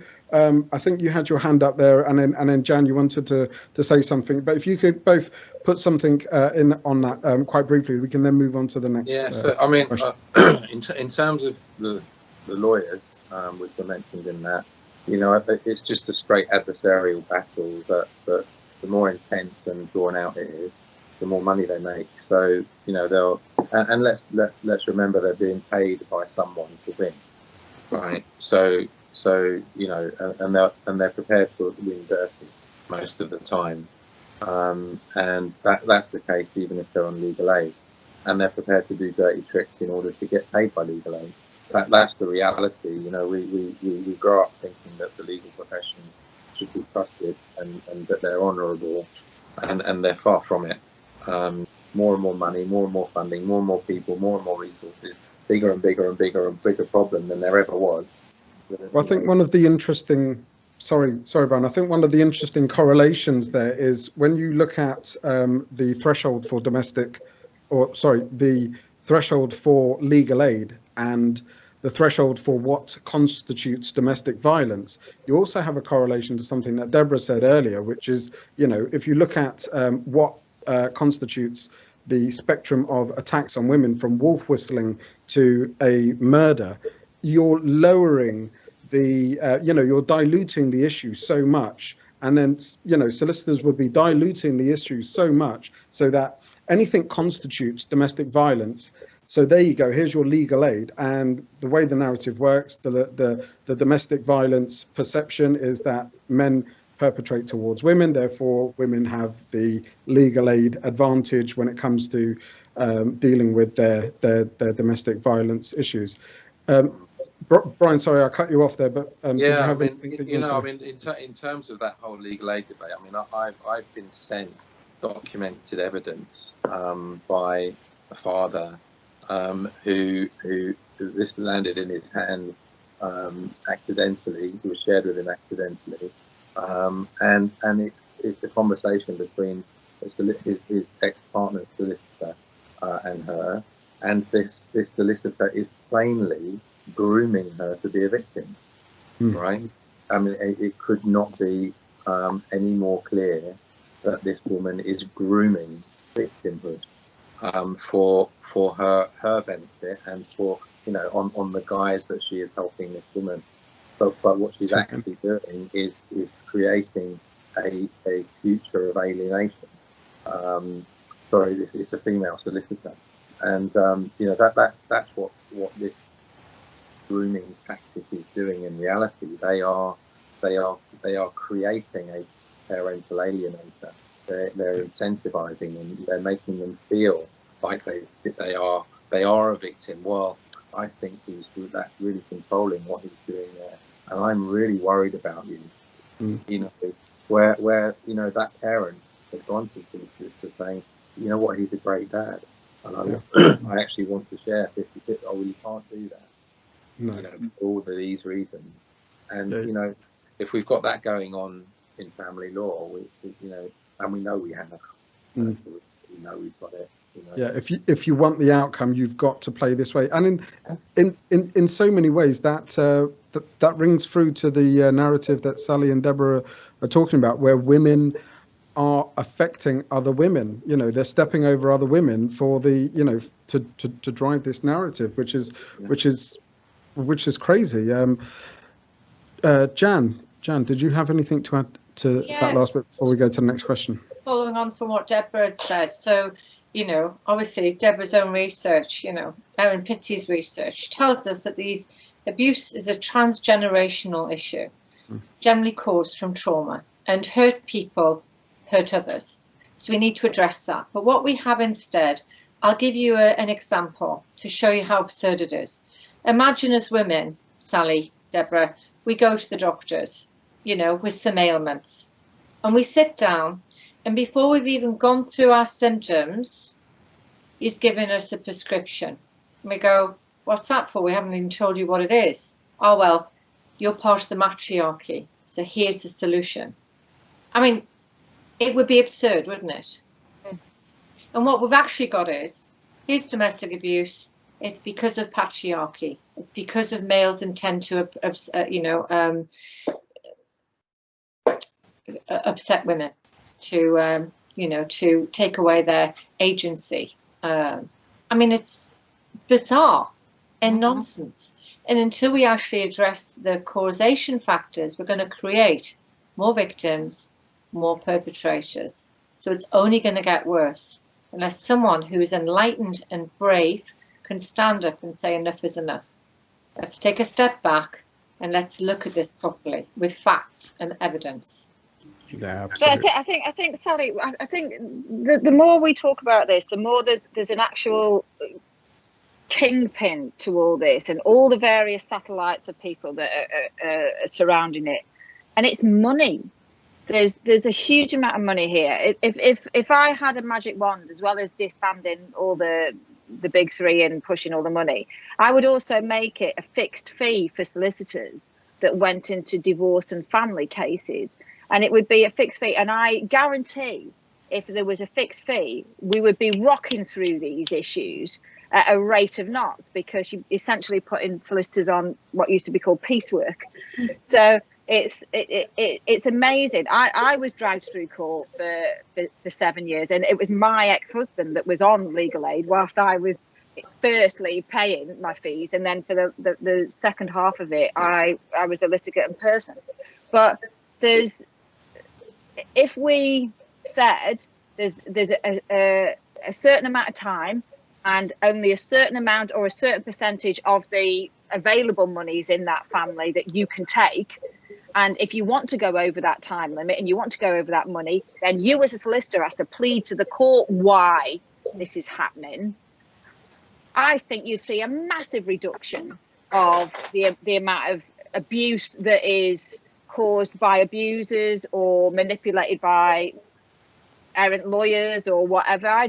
You would see such a streamlined court system that you wouldn't need all these however many agencies and all the training and all the backup that goes with it. It would disappear. It would. And enforce all orders first time. That would help. Yes. Yeah. No, indeed. What I would say here is a bit of a personal plug, but I have done a podcast with Sally and I've done a podcast with Brian as well. And in my podcast with Sally, we really deep dive down into some of the things that she's been mentioning today. And I know that Brian has some fantastic figures and understandings around and even dare I say it, solutions, Deborah, in regards to what you were saying, looking at the Swedish model as well. So I don't know if that's preempted something that you've put your hand up for there, Brian, but you can find those on my YouTube page, and I'd be more than happy to do podcasts where we really deep dive down with both yourself, Jan, and Deborah, and even Natasha as well, and others. So, Brian, did you want to finish us off on this? Yeah, I mean, just going, you could even go further than Deb is suggesting, in that, why is, as part of a marriage contract or a cohabitation contract, if you're looking to have children with anyone, that you agree a set of terms for separation, and that there could be a standard set, and if one of those is saying, well, I'm not up for equal, if we don't make it through, and that's alarm bells, and you shouldn't be going any further with them, frankly. And so that could be a real voluntary upfront contract between you that you're essentially making a commitment to each other that I'm not going to stitch you up if and when we separate, and we're going to behave ourselves, and we're not going to accuse each other of anything, unless of course there is something genuine to accuse each other of, and if we do and we've made it up, then we're liable to the other person. And we're going to work on the principle that if we do separate, each of us needs to be in the best shape possible to look after our kids. And there's not going to be a financial incentive for either of us.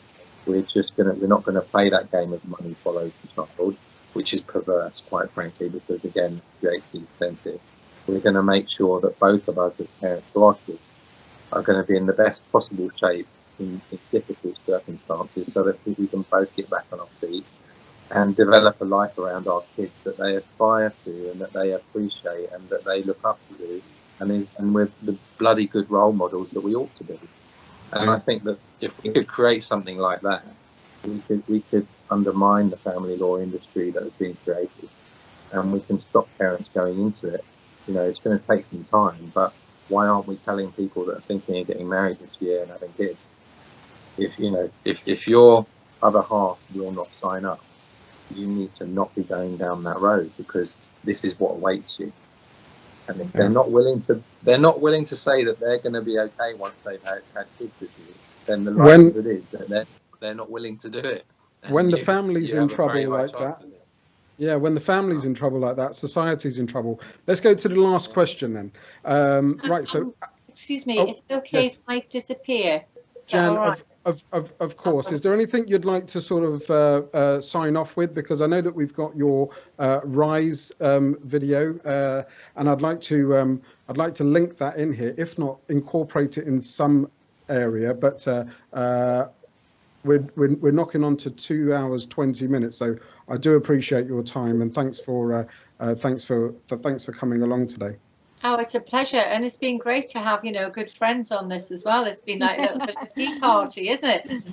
It makes a difference when we don't get all the... It hasn't felt like work. So I hope you get what you need from this. But thank you for coming along. Okay, take care.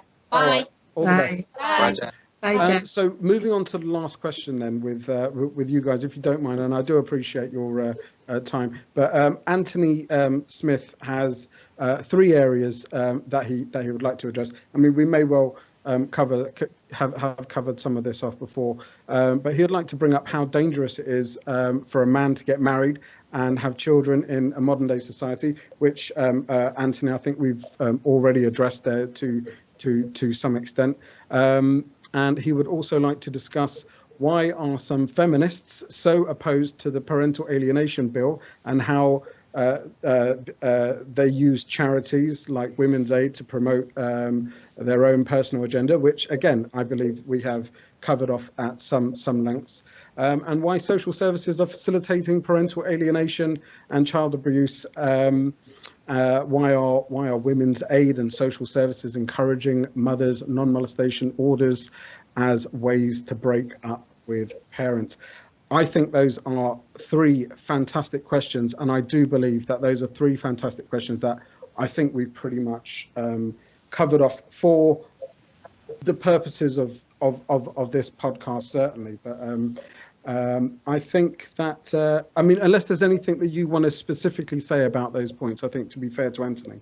I think I would like to say one thing to maybe add some balance to that in case we get accused of not being balanced. Sure.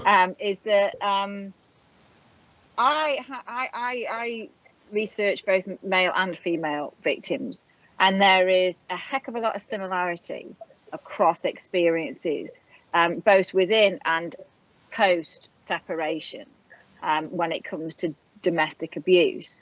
And for example, when I said that 77% of men said they were frightened when I asked that question, the way they were frightened was different from women, but it doesn't reduce their level of fear. Men were frightened, yes, for physical violence and psychological abuse, but also they were frightened of losing the relationship with the children, being homeless.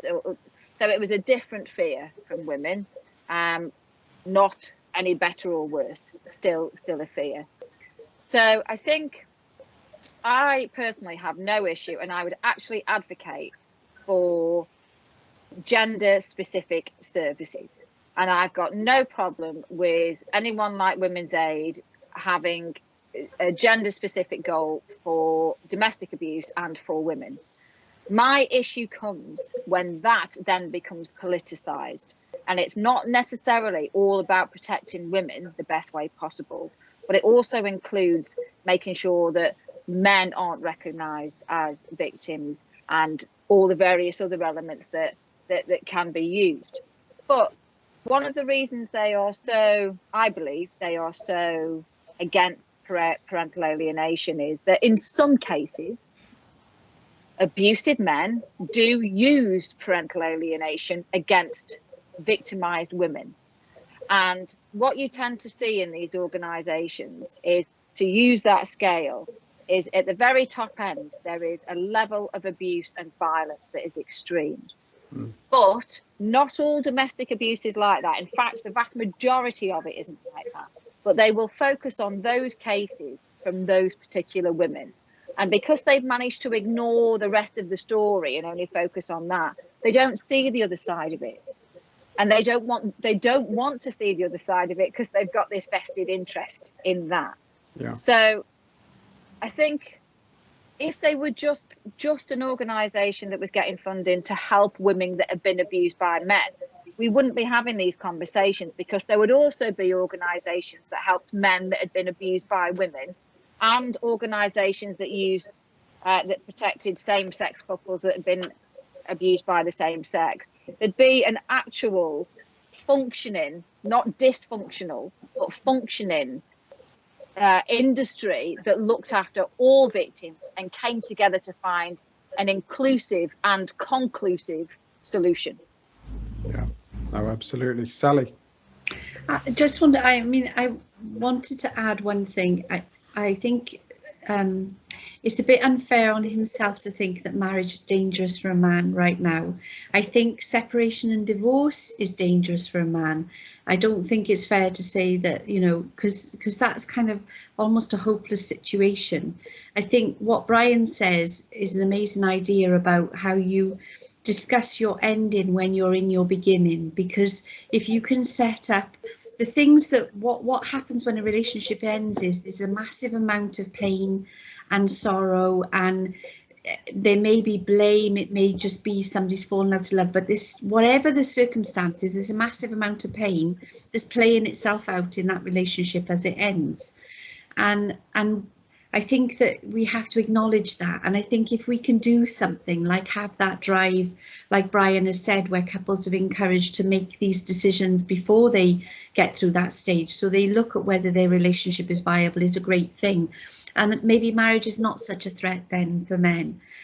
I've got a big question though, and I've often put it out there. You look at drivers for women's aid and women's services, and you look at things like non-molestation orders. They are gateways into financial support through the court system, and that is why they're so prevalent throughout the whole act of separation, if you like. They're almost one of the key things that determines whether a woman's going to get financial support through a legal system or not.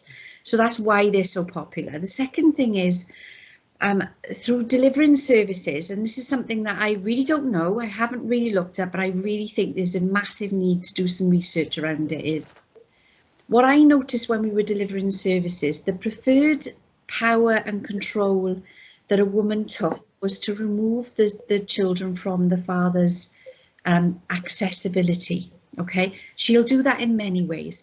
There may be this, I just don't need you near me right now, stay away from me, and that means I've got to lock you out of everything. And there's different levels and stages to that. So if she wants the home, if she wants the money, she will go down a certain route. And in my experience, there are more women who do that than there are men. And I wonder whether female services have recognised that. And the reason they're fighting against that is because they don't want that to become something that is viewed, that is out there, that is visible. Because what happens is when legislation takes into account something like that, invariably it will then prepare itself for how we can serve that. So once something becomes part of legislation or guidance, the next thing the government has to ask itself is, how are we going to prepare to serve that? Because that's part of our legal requirements. So we have to support that. I think that I don't know, it's a piece of research I really would like to drill down into, but I think that part of it is because where this is kind of a fundamental thing that a woman uses and arms herself with when she's going through certain processes of that separation. And I think that is not conducive to be in a public view. It just isn't. And I think that's another reason why it happens. I think that you've got a system that financially only supports certain things. And I've constantly seen women who are nurtured into non-molestation orders, are nurtured into stating that they have been abused or there's coercive control in place, just so that they can take that route through court and be completely financially supported. And it's just a key fact. And men need to have the right kind of advice. There needs to be good advice out there that will lead them through that pathway, Somebody you can say, you've got to think about this as a strategic thing. What is the court going to expect from you, and how can you prepare yourself? Not thinking about the emotional stuff that you're going through, but how can you try to plan what you've got to go through, and just think about it in a common sense way with your children at the centre of it, until these things are shifted, until money and the support is shifted. I mean, I think it'll implode. I'm seeing cracks in this. I'm seeing local authorities who are withdrawing funding because services are saying they're delivering it to men and women, and they're not. I mean, 3 local authorities now. Yes. There's a real crack in this coming. I can see it from the outside looking in. They're going to implode. Something. Yeah, it's imploding. I'm sure of it. I've seen a big difference in the last 12 months. Yeah, no, that's very important, Sally. Thank you so much for answering that. So well, both of you there for Anthony. One of the things that sprung to mind when you were speaking, Deborah, was that a saying that I've got. If you look at my WhatsApp, you'll see a saying on there, and it's tyranny is the deliberate removal of nuance. Okay, so. Yeah. Tyranny is the deliberate removal of nuance. So when you remove the story, the underlying story, you will always, or when you feel you have to remove it, you will always find a tyrannical force behind that. So tyranny is the deliberate removal of nuance, which I heard through a conversation with Russell Brand and Jordan Peterson. So, you know, I can't say it was my own. That's twice in one night. Jordan Peterson, what a guy, what a guy. Right. Can I Philip, Brian, can I just do it really quickly, because I think you want to wrap up just on. Well, I was going to say, if you wanted to add something before we wrapped up, yeah, sure.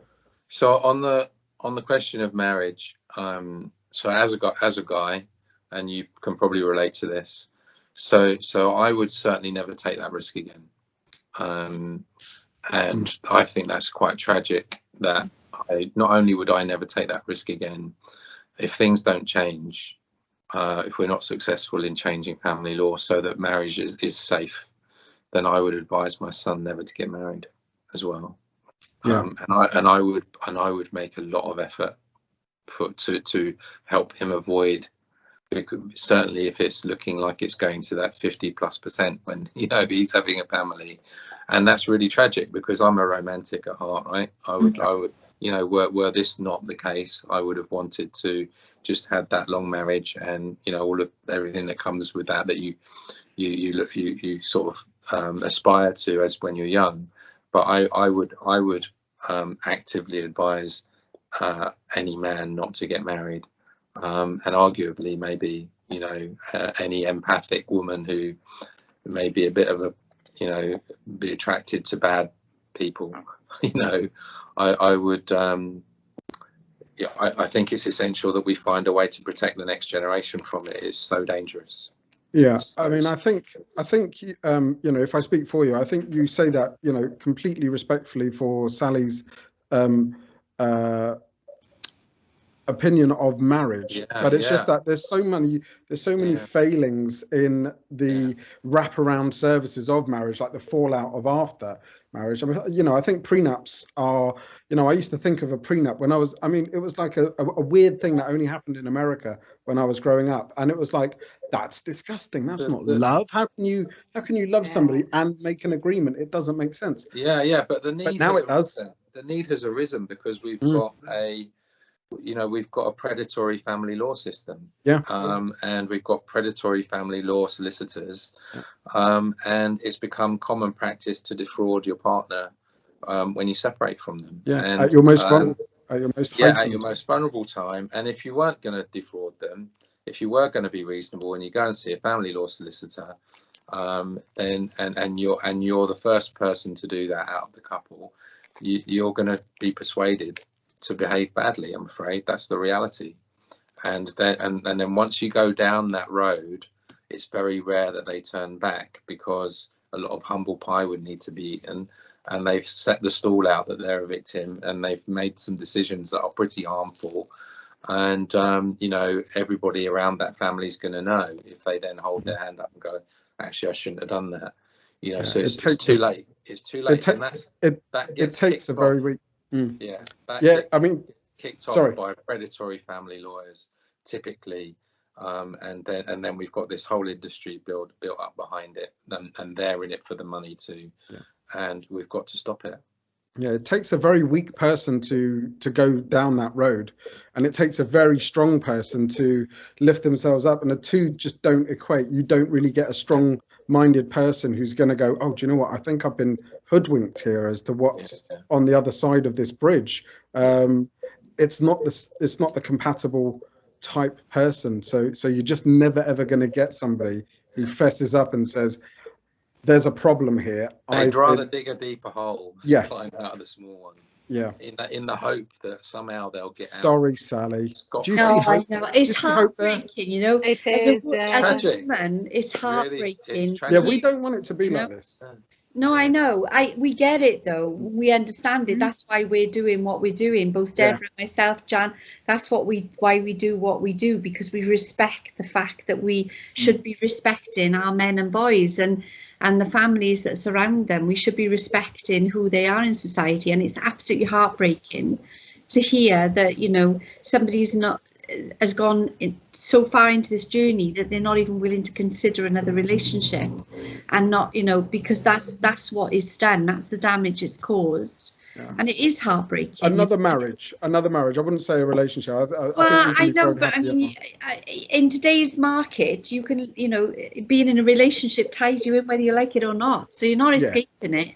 No. Look, absolutely. But I think there is there's a recognition that we all want that change. We all want to be secure and comfortable and be able to live full and you know, flourishing lives with no doubt whatsoever. So with that, I think we draw this to a conclusion.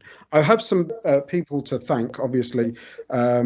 There are the people that contributed on our Facebook. So we have Kevin Dodd, we have Anthony there, and Ahmed, who had some fantastic questions which raised lots of issues and certainly challenged our panel guests with their answers, etc.